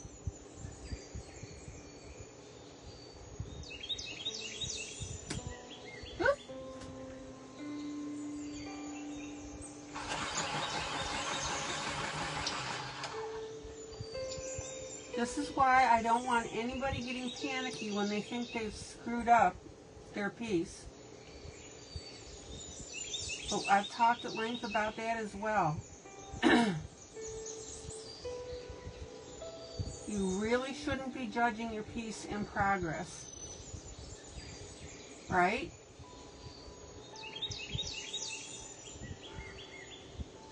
Zoom out. Zoom out. Zoom out. All right, see how cool that's looking already.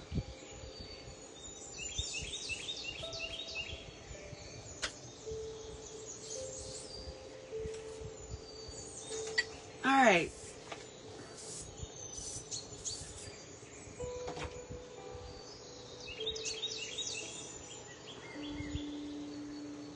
Questions or comments so far?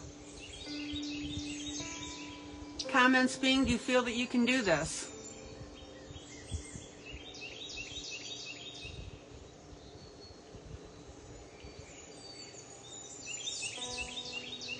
Okay. And if you don't feel you can do it, why not? All right. I'm just cleaning up my background a little bit.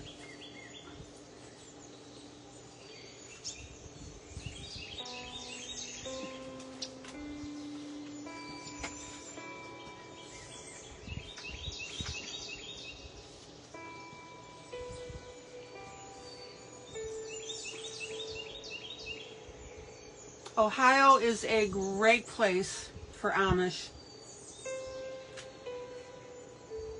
yard sales.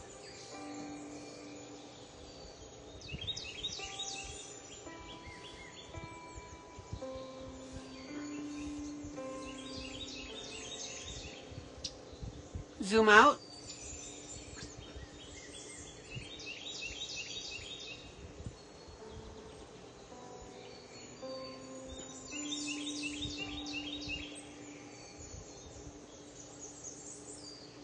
Everybody see how this is coming together?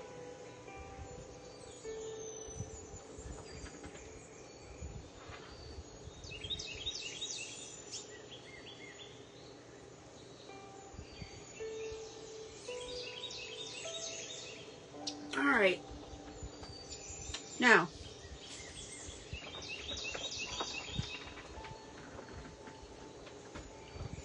before I do the feathers, I want to play on the face, with the face a little bit.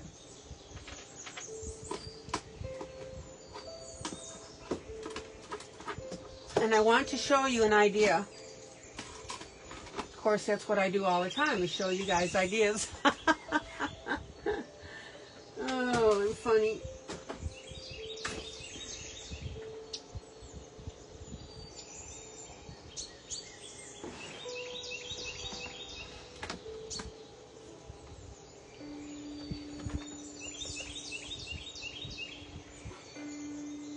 Let me look for something real quick. There we go.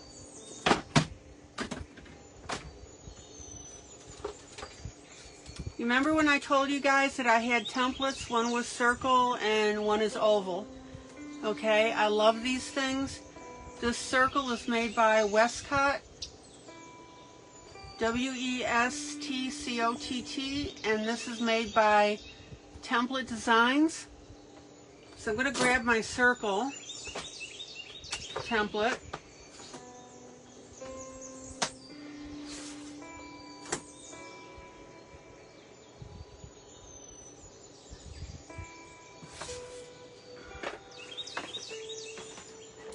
And I'm going to play with the face a little bit.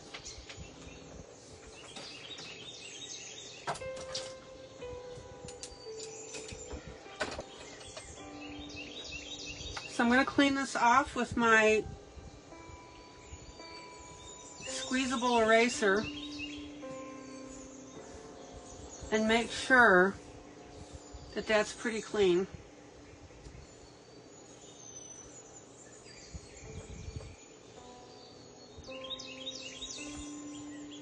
And I'm going to take a pencil and I'm going to draw a line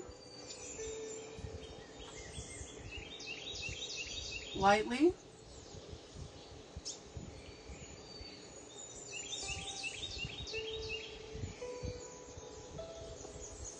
like that. Now again, this line can be anywhere that you want to put it.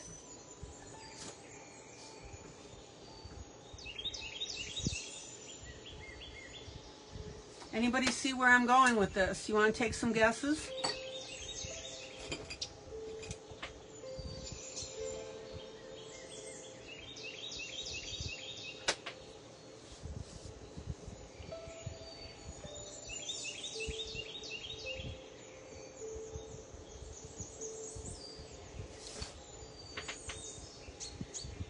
Somebody guess. Maddie, you're my good guesser.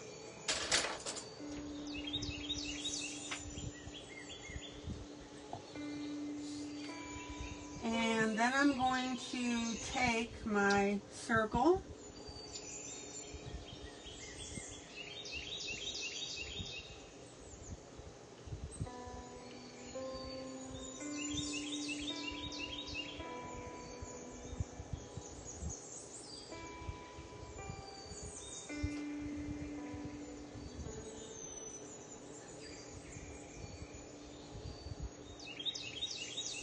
And I'm going to add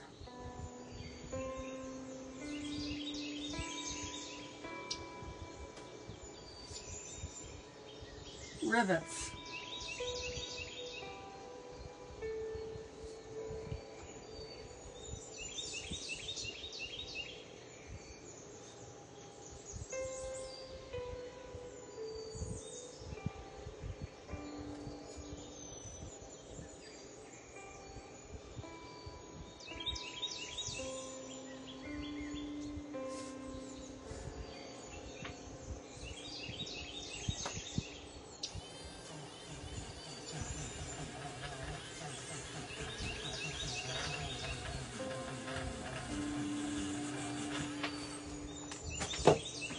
Minor change.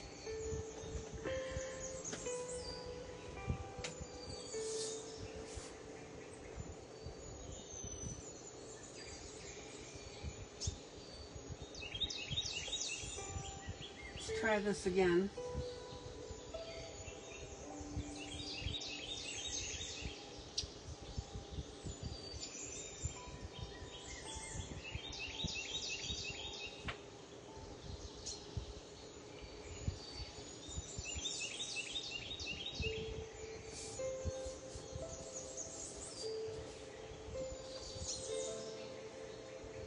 Everybody see this?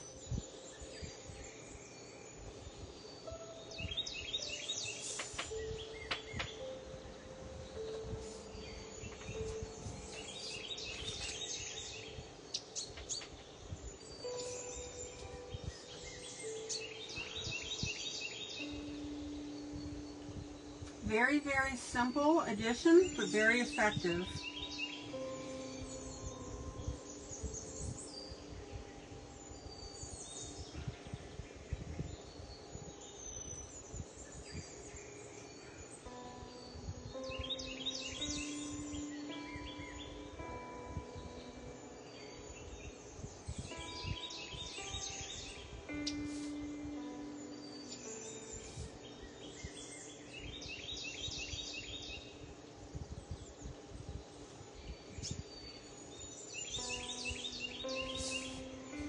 What do you guys think?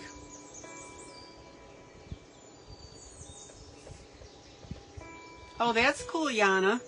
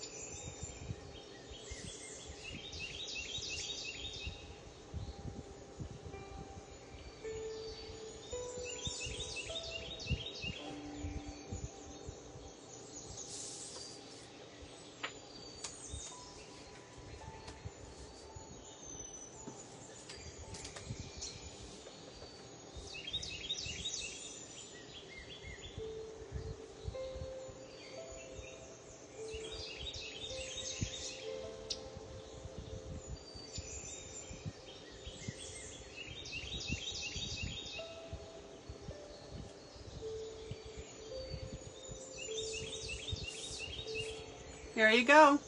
And this will make sense when we go to color this little puppy in.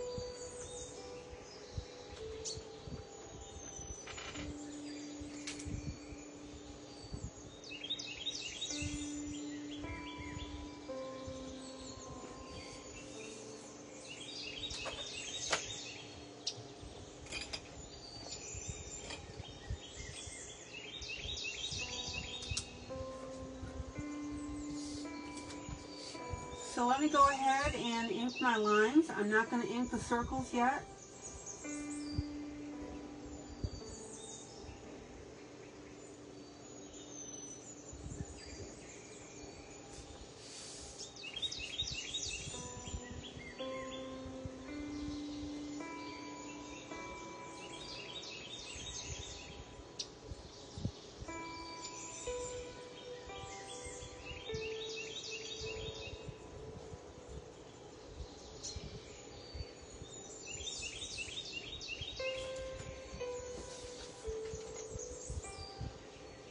Zoom out.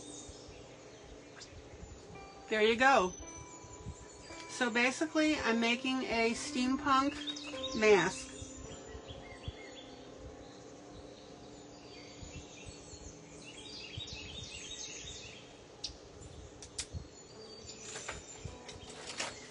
Now, if you get to looking at these circles and they look like they're a little much,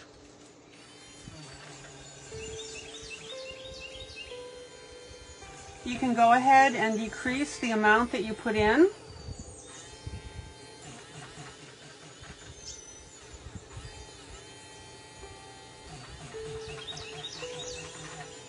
Or you can change the size altogether.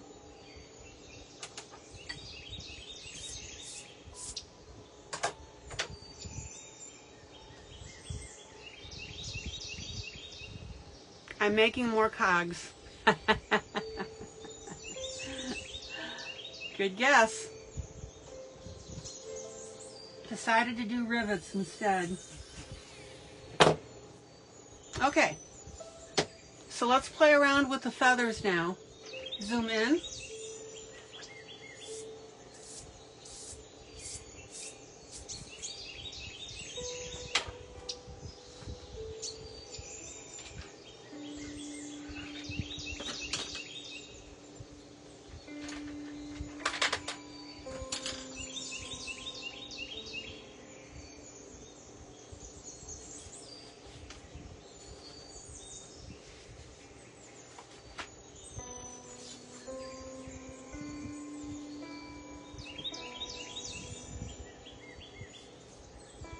Now, I have some metallic pencils, and this is where if you want to go ahead and use your gel pens, that might be a good spot.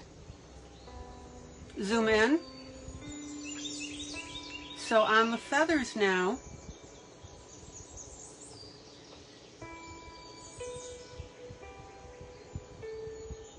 I'm going to go ahead and use my metallic base pencils.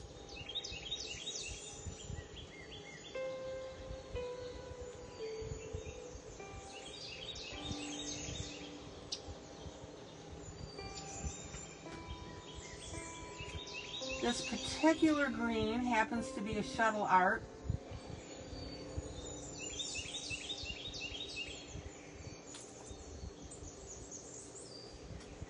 And I'm going to see if you can see that shine. Yep, there you go, see it? So there's the shine right there.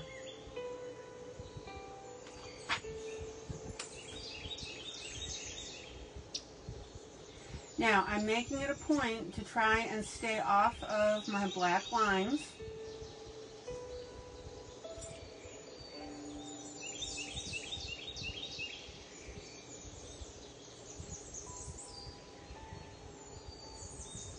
As much as I can.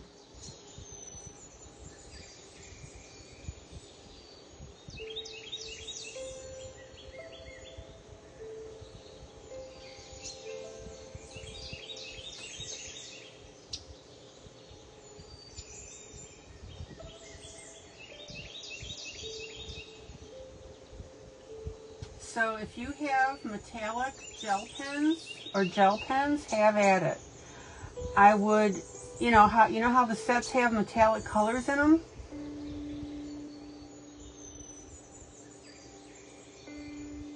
For me personally, I would not suggest glitter pens because we're not really glittery per se, we are metallic.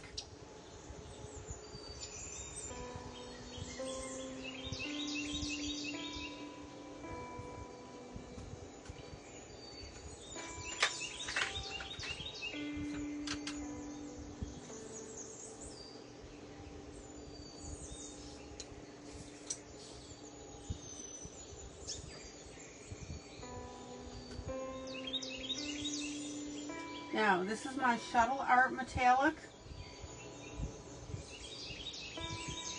And this, I'm sorry, this is my Fila Metallic.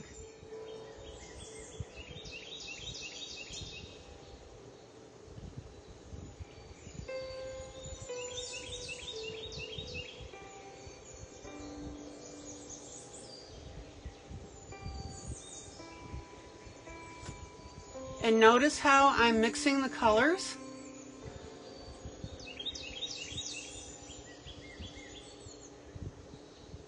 Of the green and the blue while going outside of the line.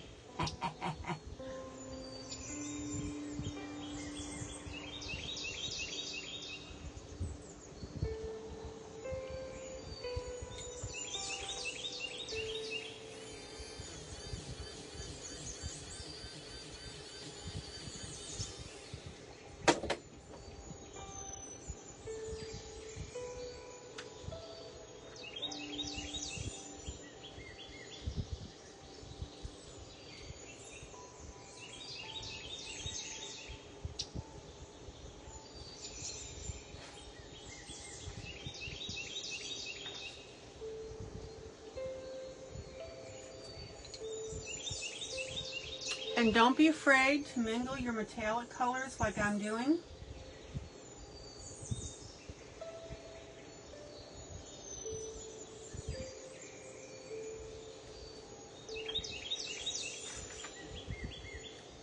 And if you end up going over your black lines, not to worry, we'll fix that.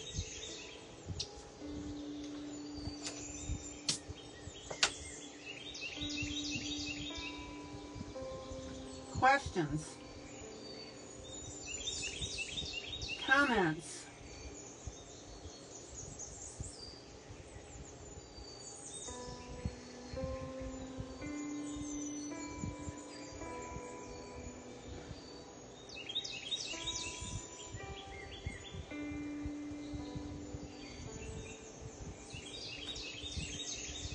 Zoom out.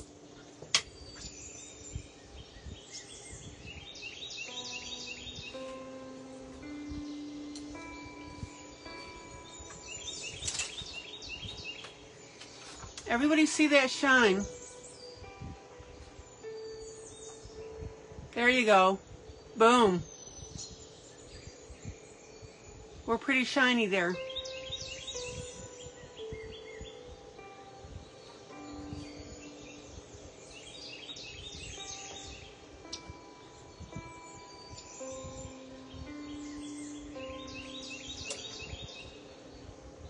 Now, this is where you need to decide what your color scheme is going to be.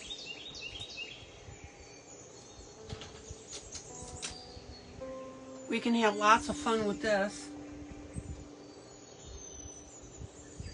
Here's a purple from Shuttle Art.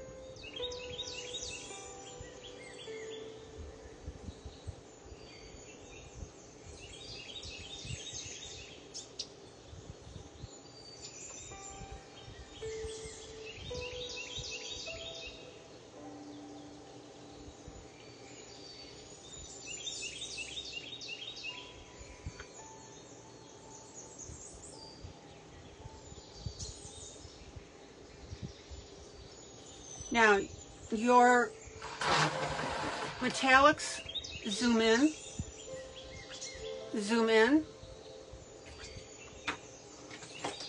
are a little squishier, soft, And that's why I'm saying don't worry about going over your black lines.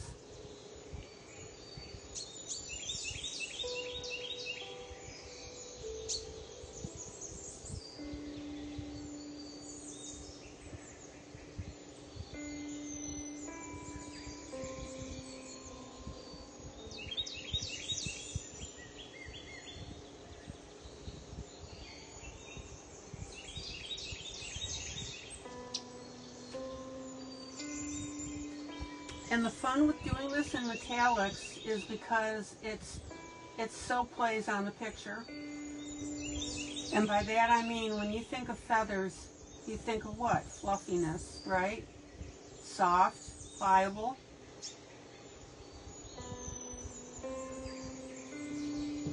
But now we're covered in metallics.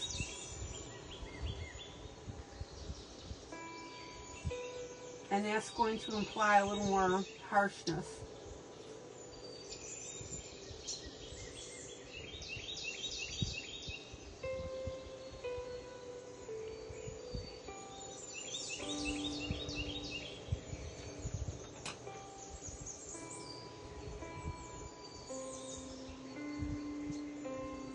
Oh, Yana, you're welcome.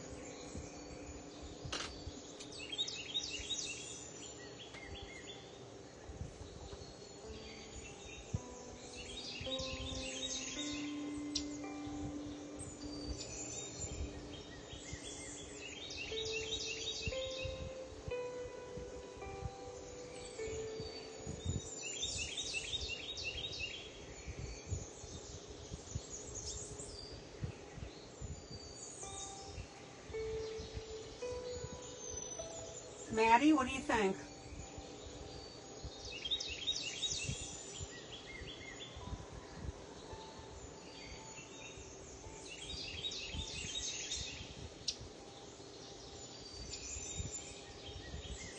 And I know, Maddie, that this might not be your style. Zoom out.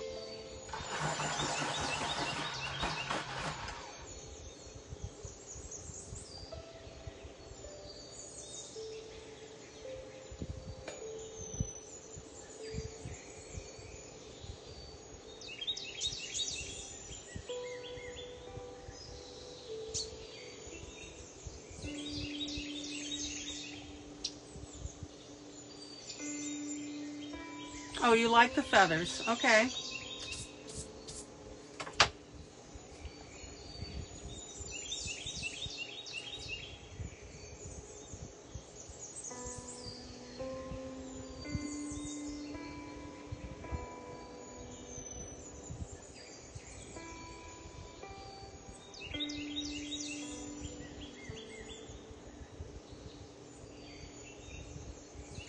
But wait, there's more. Oh my.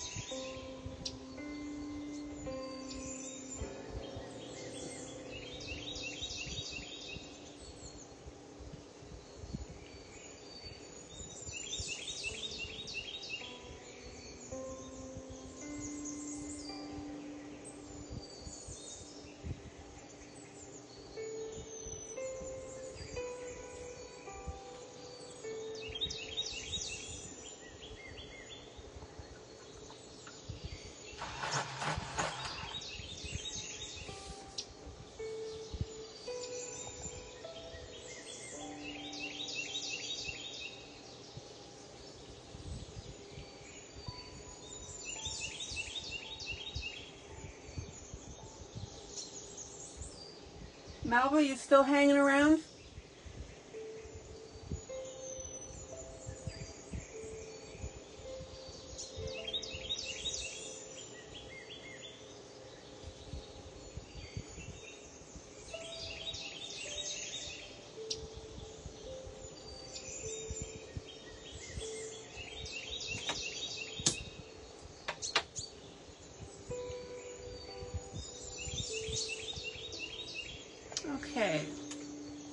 Let me tidy up a little bit.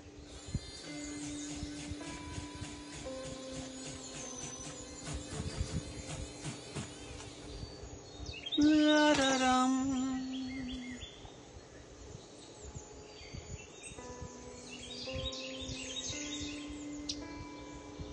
Zoom out.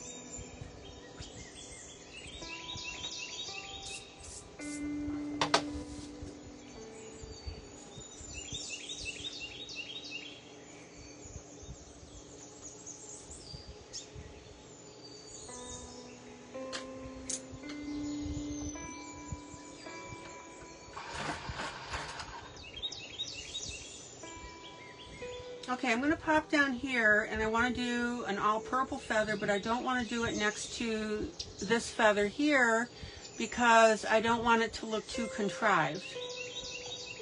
So, still using my metallics.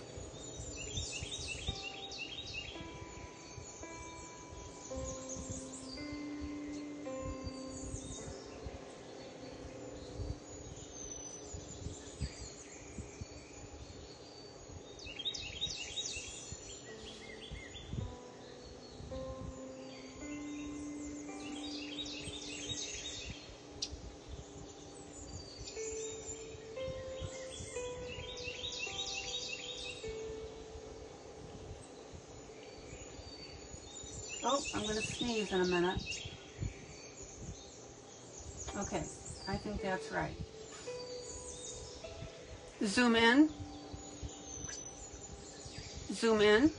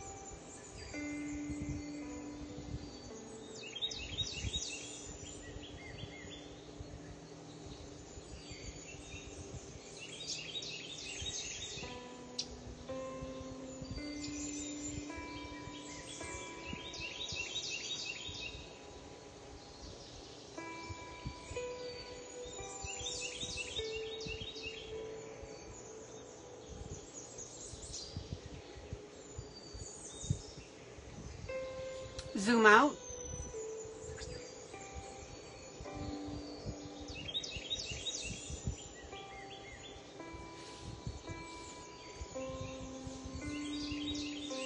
Now again guys, I'm using my metallics because I want that steampunkish look.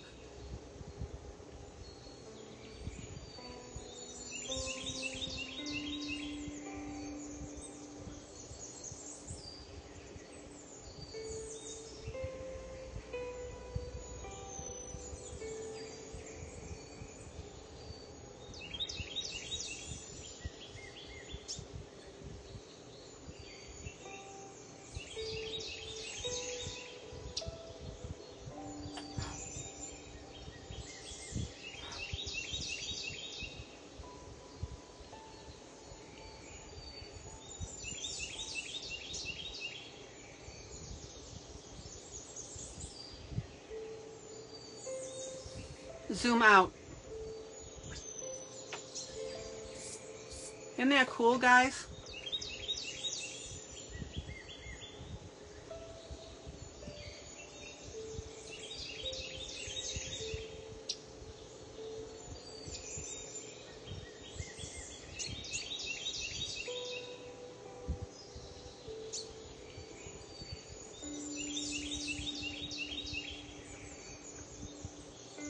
All right.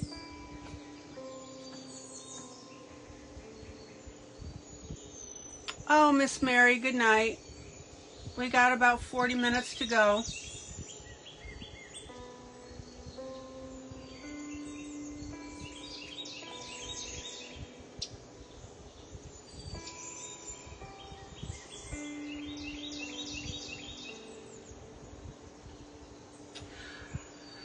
Okay, so now we need to make a decision here.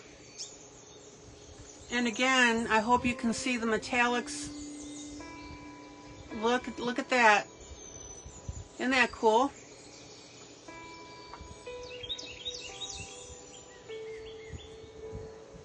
Beautiful sheen on there.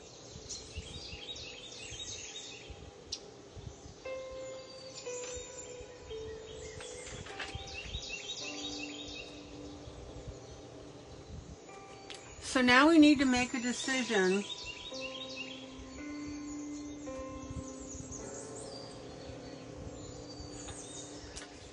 about grunging up the feathers. Now, totally up to you if you want to do this, or if you don't, of course.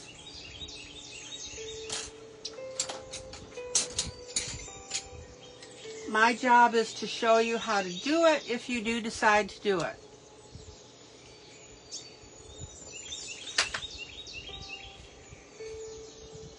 So let me put away a few of my pencils here.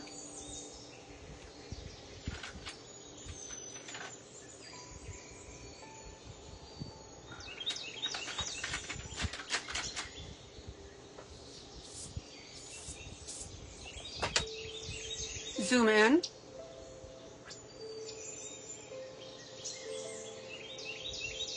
And I'm going to start up on this top feather.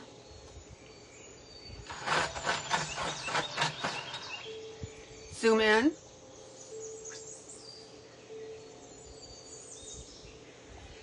And I'm going to dirty this up.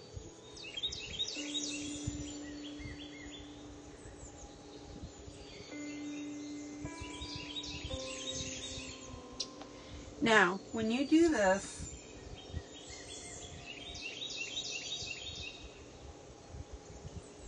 you need to keep in mind that these feathers, in effect, are metal, okay? So I'm going to put some lines across this as well.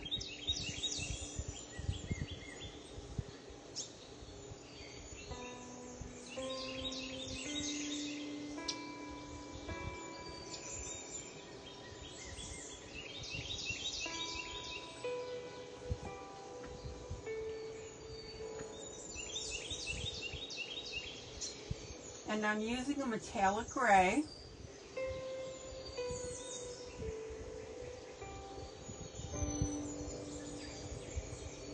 To create this effect.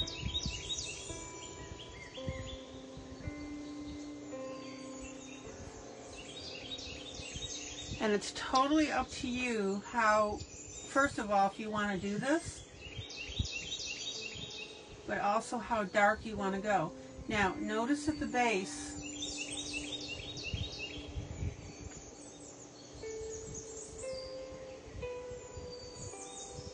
that I'm going to go ahead and darken up that entire base. Okay, and it looks like I missed a little bit of a feather here.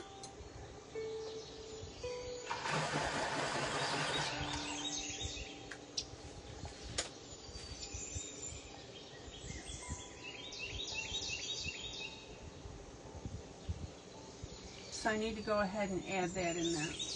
A little bit of green. And I'm going to touch it up with a little purple.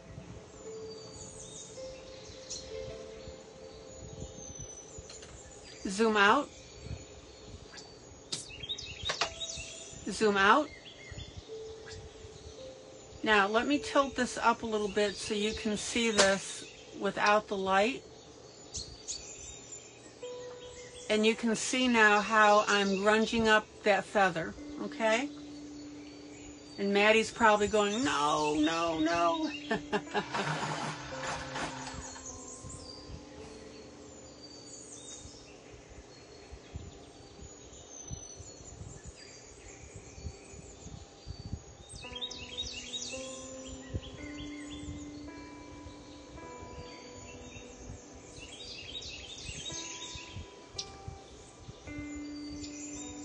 Okay, zoom in.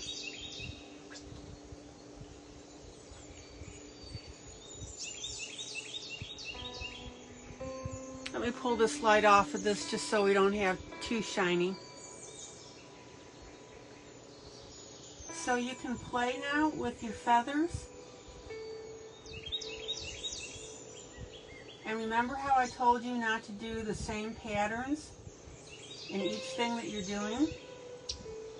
So on this one, I will darken the center.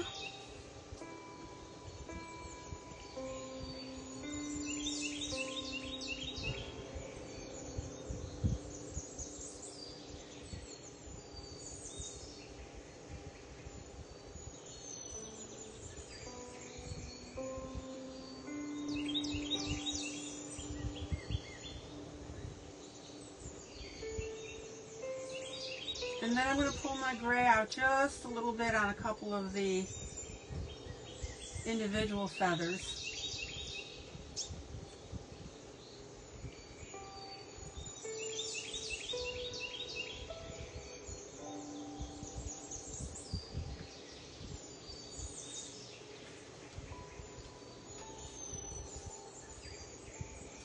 And zoom in, zoom in. And then I'll go ahead and pop in some gray.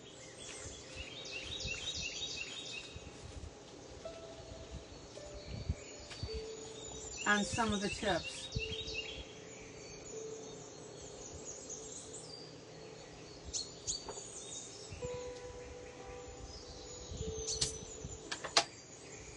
Questions? Thoughts?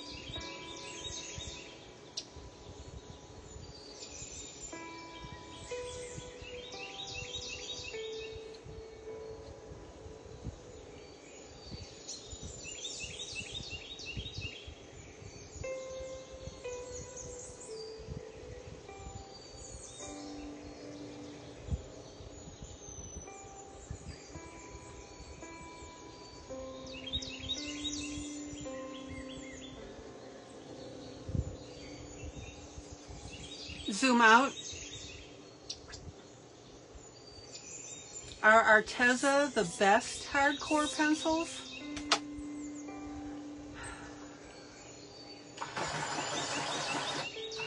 Rhonda, pencils are very, very subjective. They really are. And what I think are good, somebody may get a hold of and think they're awful. But I will say that I do have Arteza and I like them a lot.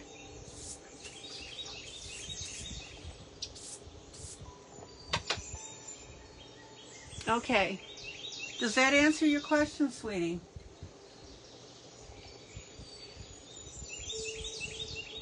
Zoom in.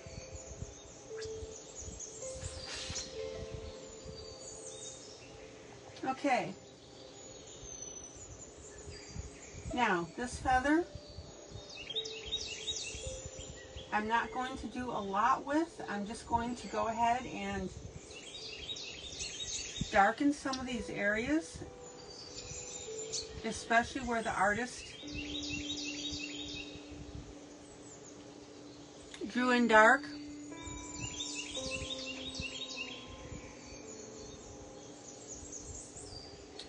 Okay, why are you looking for just hard pencils, hardcore pencils?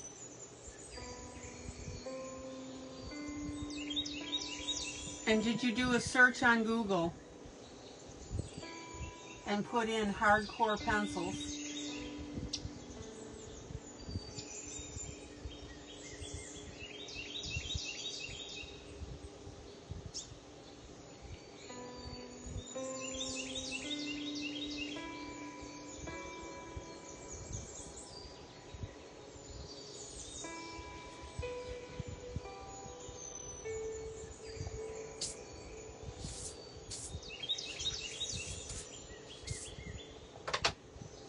Rhonda, why are you looking for hardcore pencils? Zoom out. Zoom out. Zoom out. To do finer lines when you don't want to blend. Okay guys, and for anybody that's popped in, I'm doing CLOCKWORKLAND, Steampunk Adult Coloring Book. And this particular book is by Jenny Rachel.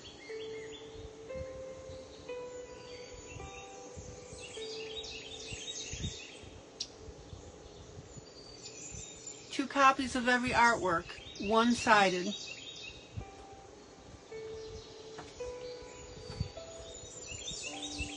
Okay, Rhonda, then that's a matter of just keeping your pencil very sharp and turning it while you're coloring.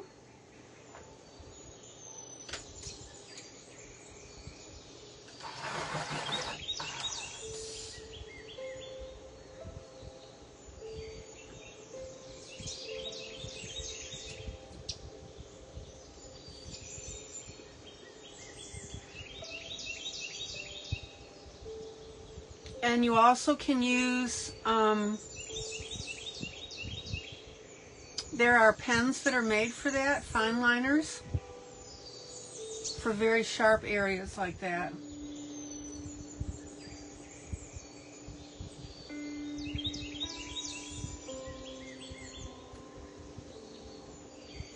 Okay, zoom in, zoom in. So really, Rhonda, that is a technique issue.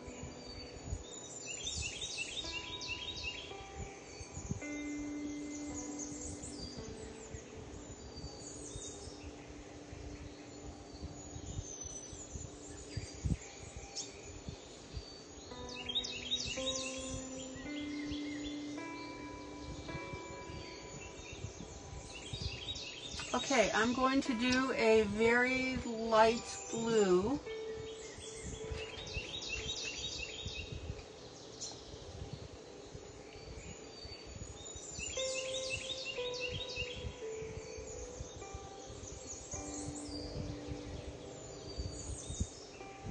And I'm going to combine a green metallic with this blue on the same feather. See how I'm doing that?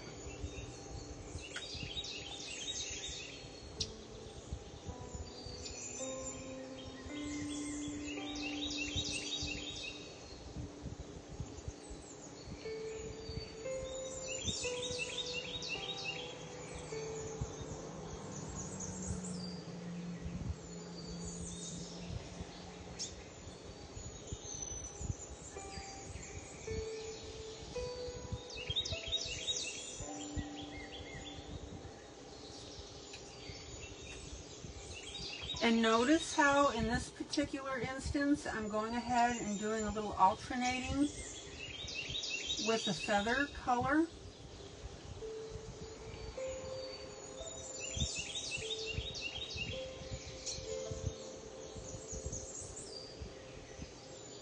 As opposed to just doing one color at the base and another at the top.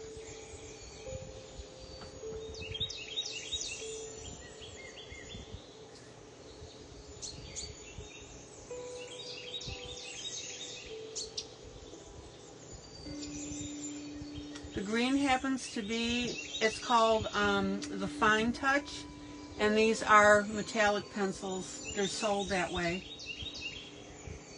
I bought a set.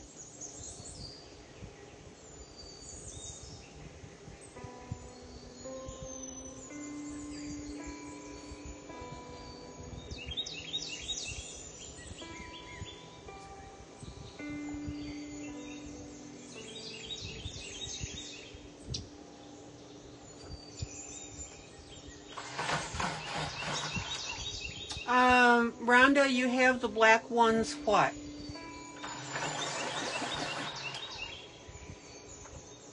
Okay, so let's go ahead and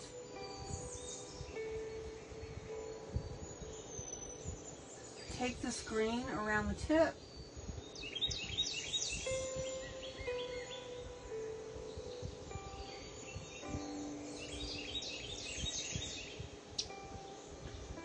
Excuse me.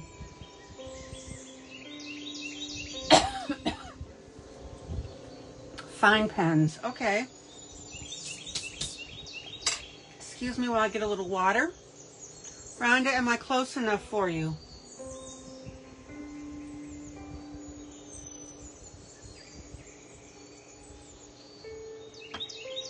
Do you have your setup changed yet?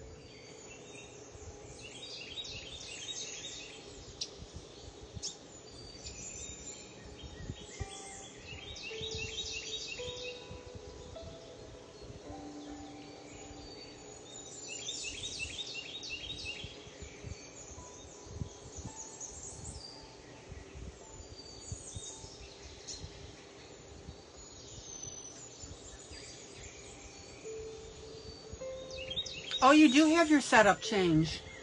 Yay! So you're watching this on your television right now, right? On the larger screen?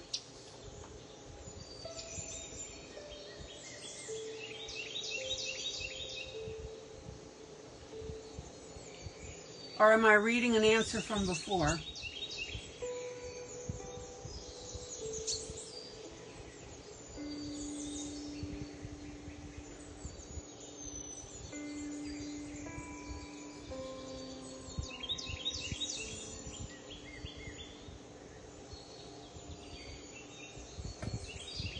Oh, okay, Rhonda. So it's going to be a little while. All right.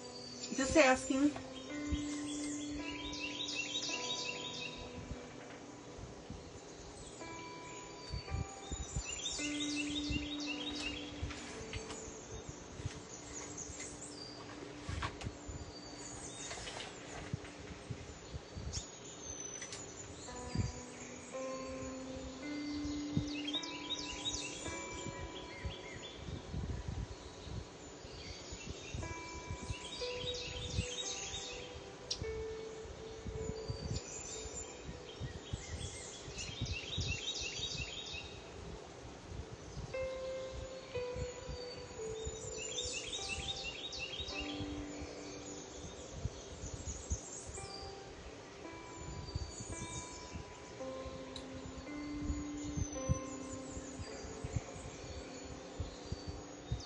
Okay.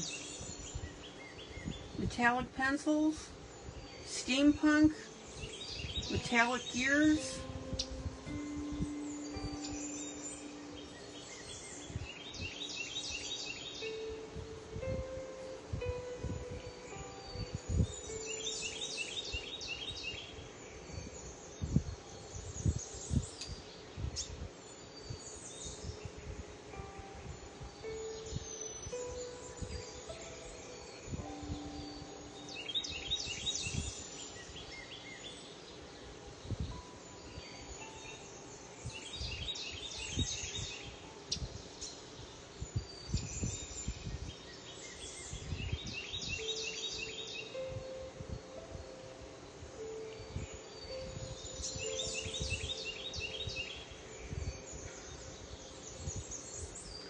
And notice here that I'm putting the blue on top of the green here just to make a different patch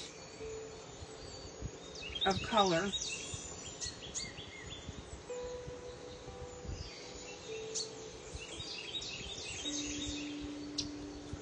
Zoom out.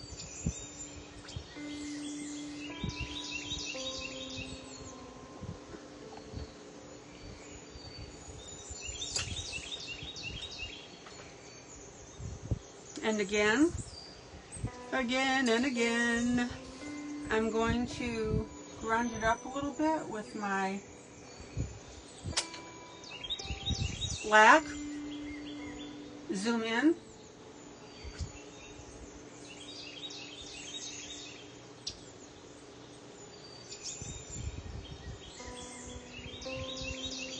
And I'm putting this black on very, very sparingly, guys.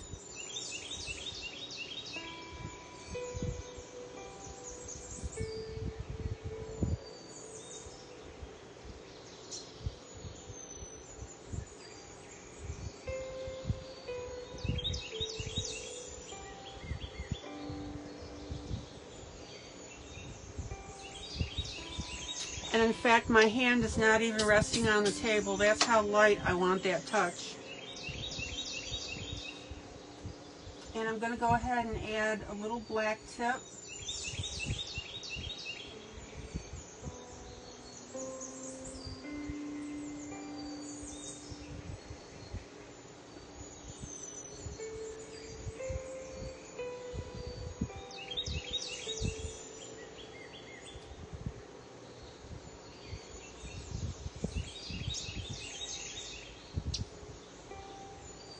That feather.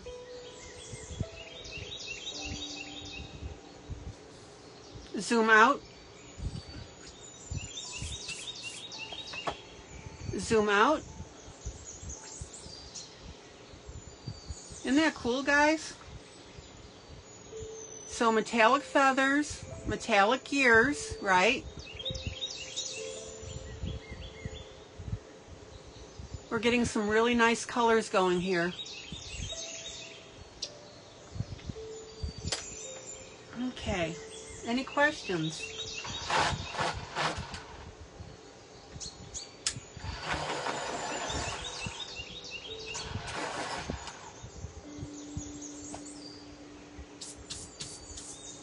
And again, like I said, if this is not your cup of tea,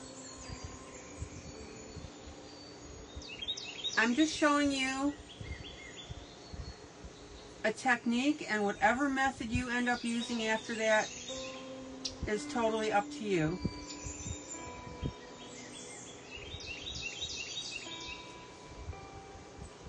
Okay, so let's see where we are.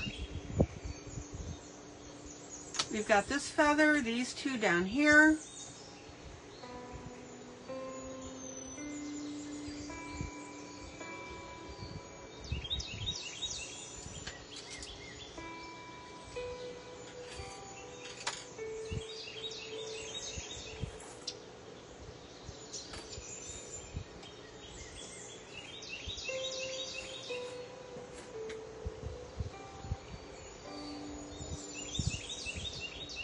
Zoom in. Zoom in.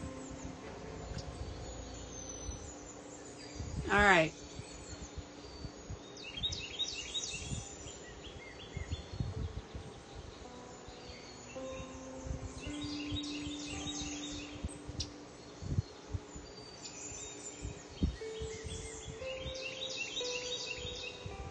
Hey, Rhonda, when you're talking about putting in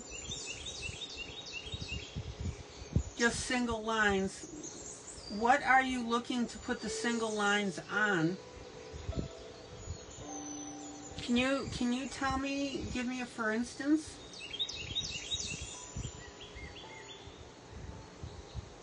Is this to outline something, or what are you doing?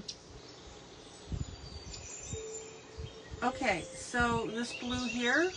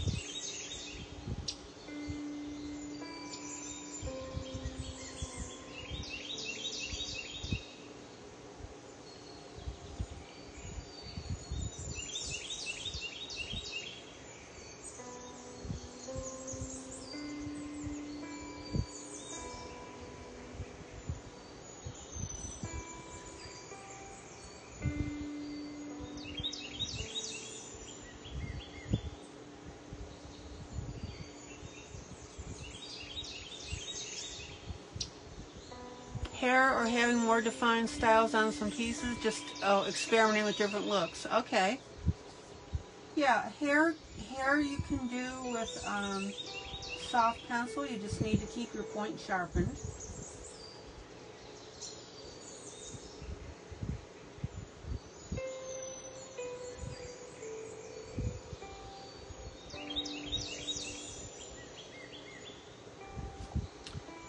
But go to Google and do a search on hardcore pencils versus softcore pencils.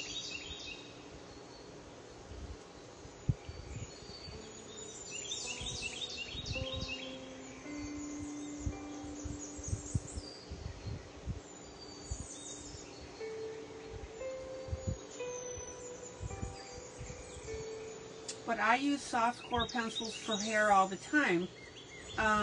Remember that horse that I did that I am going to do the tutorial around? That was softcore pencils.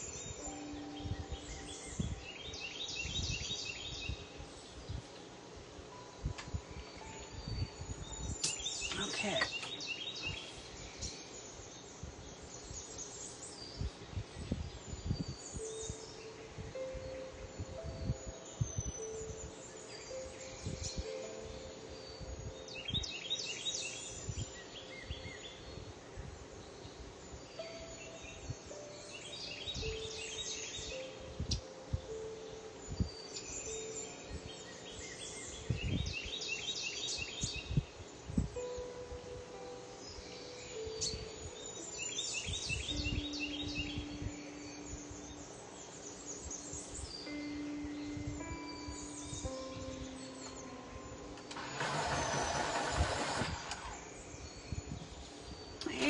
Let me tidy up a little bit here.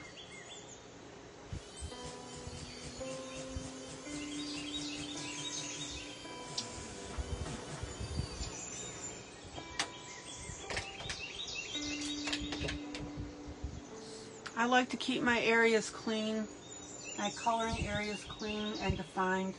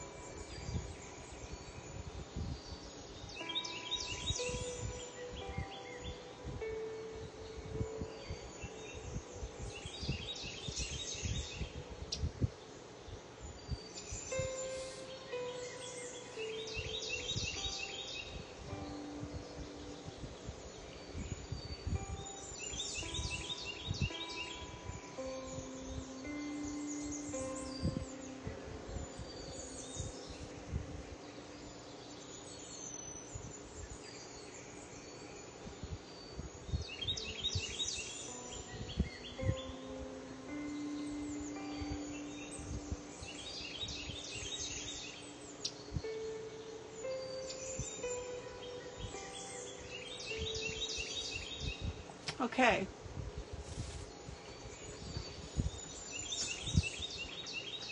Now, once again,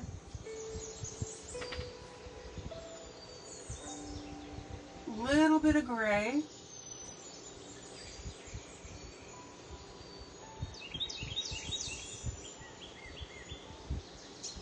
To darken the feather. And again, you want to be careful that you aren't duplicating really anything too closely that you've previously done on this page.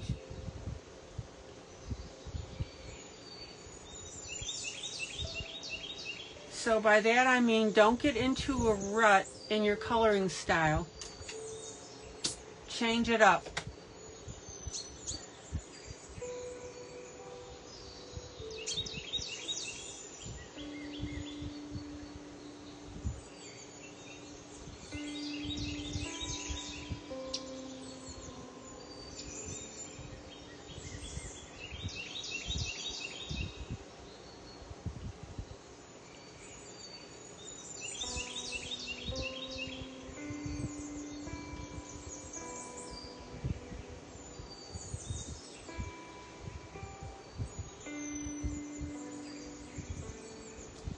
Zoom out,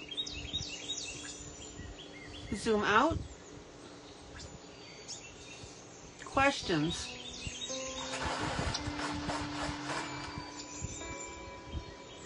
What do you think?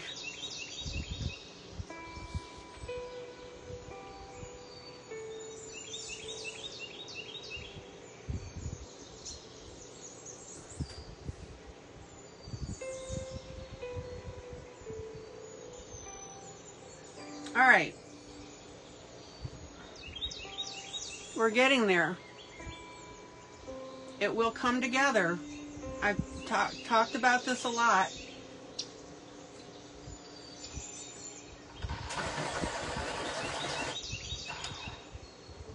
Zoom in. Zoom in. So I'm going to pop a little purple in here because we've got the blue and the green already.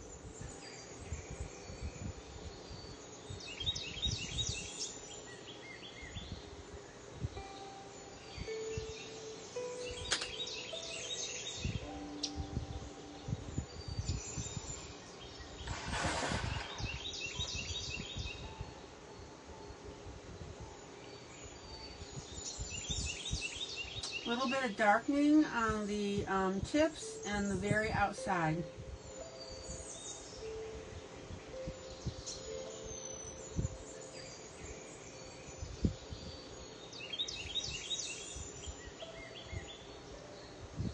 Zoom out.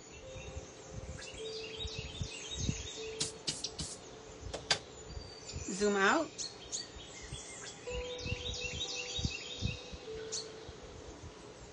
Not too shabby. Okay, let's work on these beads.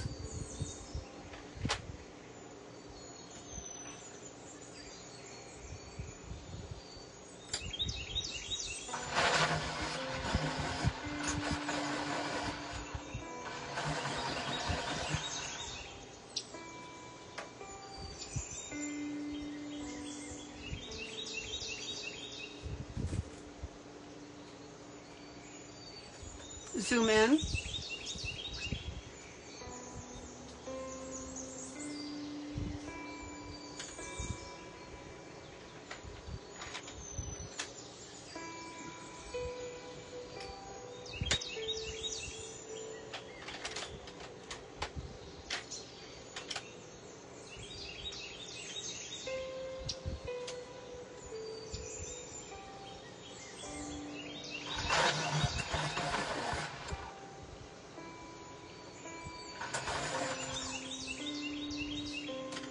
Okay, on the beads only, I'm going to introduce another color, but we're compatible with what we have, and that'll be a nice, a soft reddish color. Zoom in. And as you can see, the artist has already put the shine lines on them.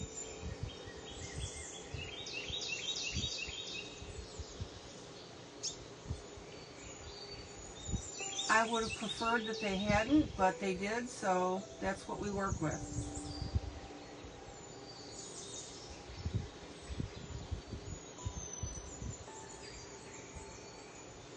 So I'm going to take my red all the way out to the outside to tamp down that black line.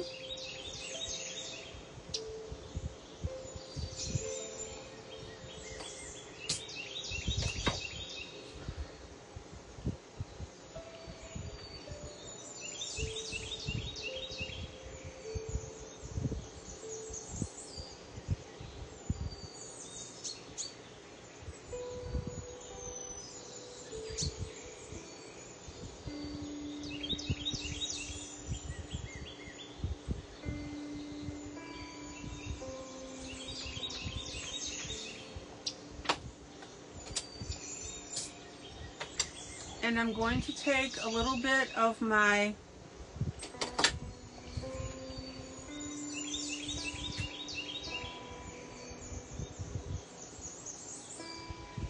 non-metallic black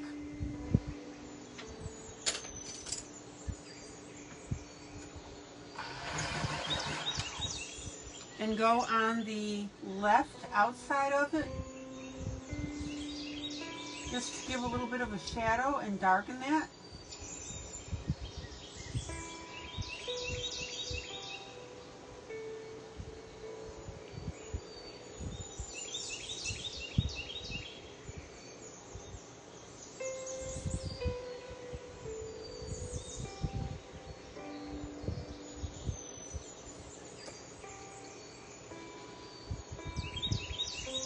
Yeah, we're good. We don't need to add any more red to that.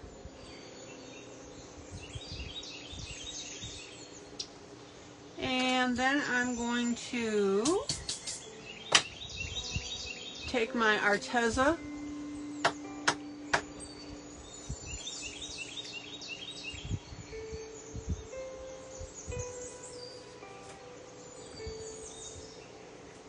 now.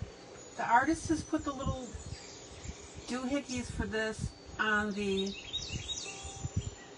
right, but I'm going to basically ignore that.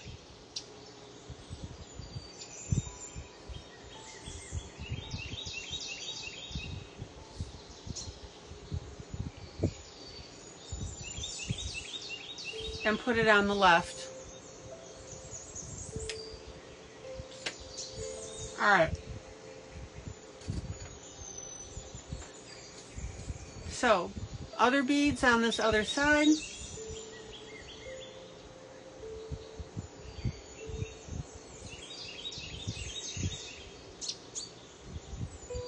Let's go ahead and get those done.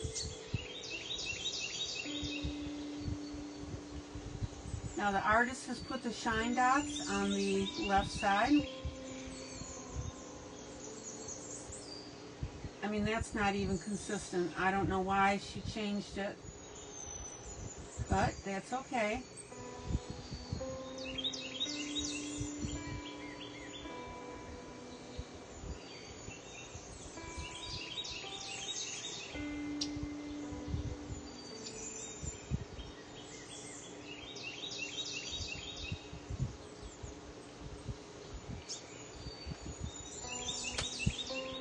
And again, I'm going to go ahead and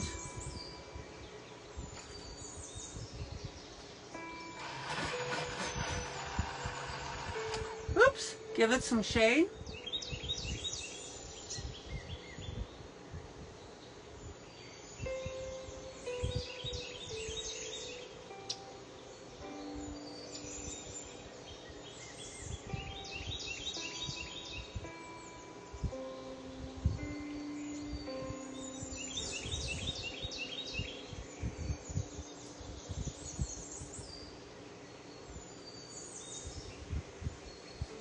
Make sure you guys can see this.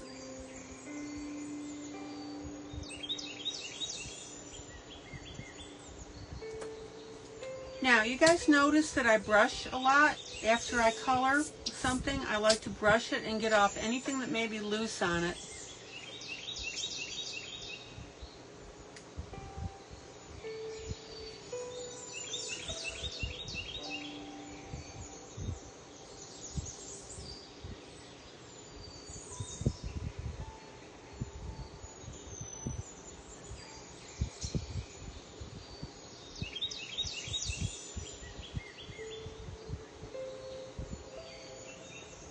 There you go.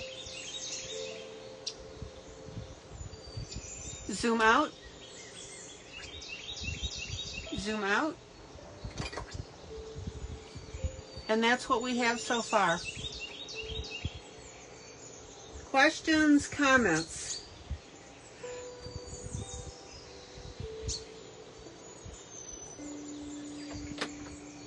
And I have decided that I don't like the size of these rivet holes.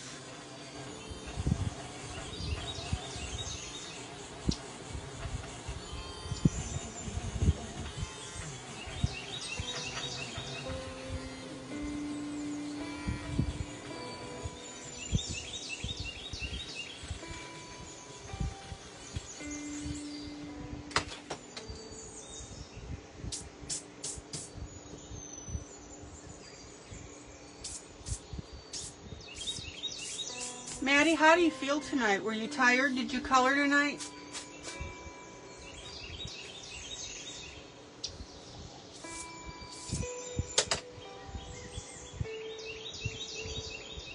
All right.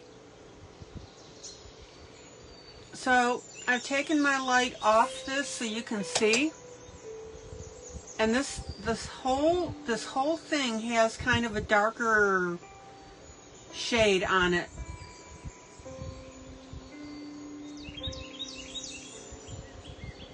tired, no coloring. Okay.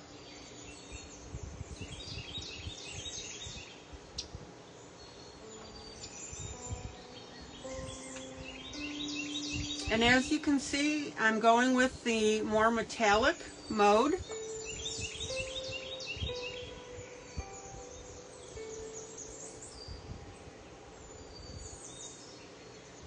And you can also see how all these colors are starting to come together now. Again, do not get discouraged with your pieces partway through your coloring. I will tell you until I'm blue in the face, quit judging your pieces until you're done. These things constantly change because as you add and add colors and different shades, the whole thing changes. And what you think looks pukey in the beginning could end up looking absolutely beautiful by the end.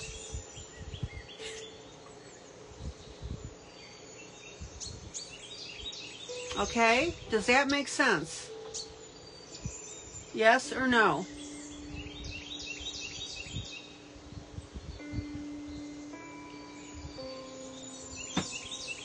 And the one thing that I keep telling you guys, don't ever, ever, ever throw something out in the middle of it.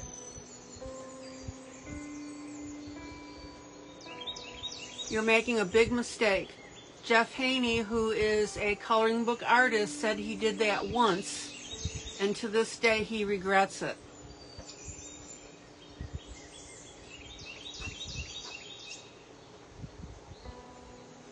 And he's a top-notch artist, guys. Oh, I had beads over here. That's all right. I'll do those another time.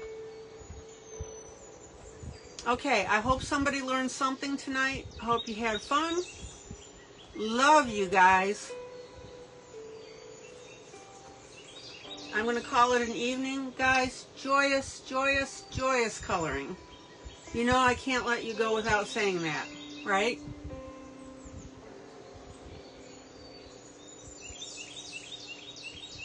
Okay. So you guys take care. I will see you tomorrow night.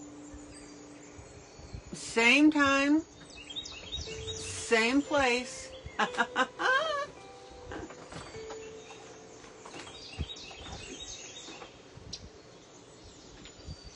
And we'll keep going on this. Good night, guys. Bye.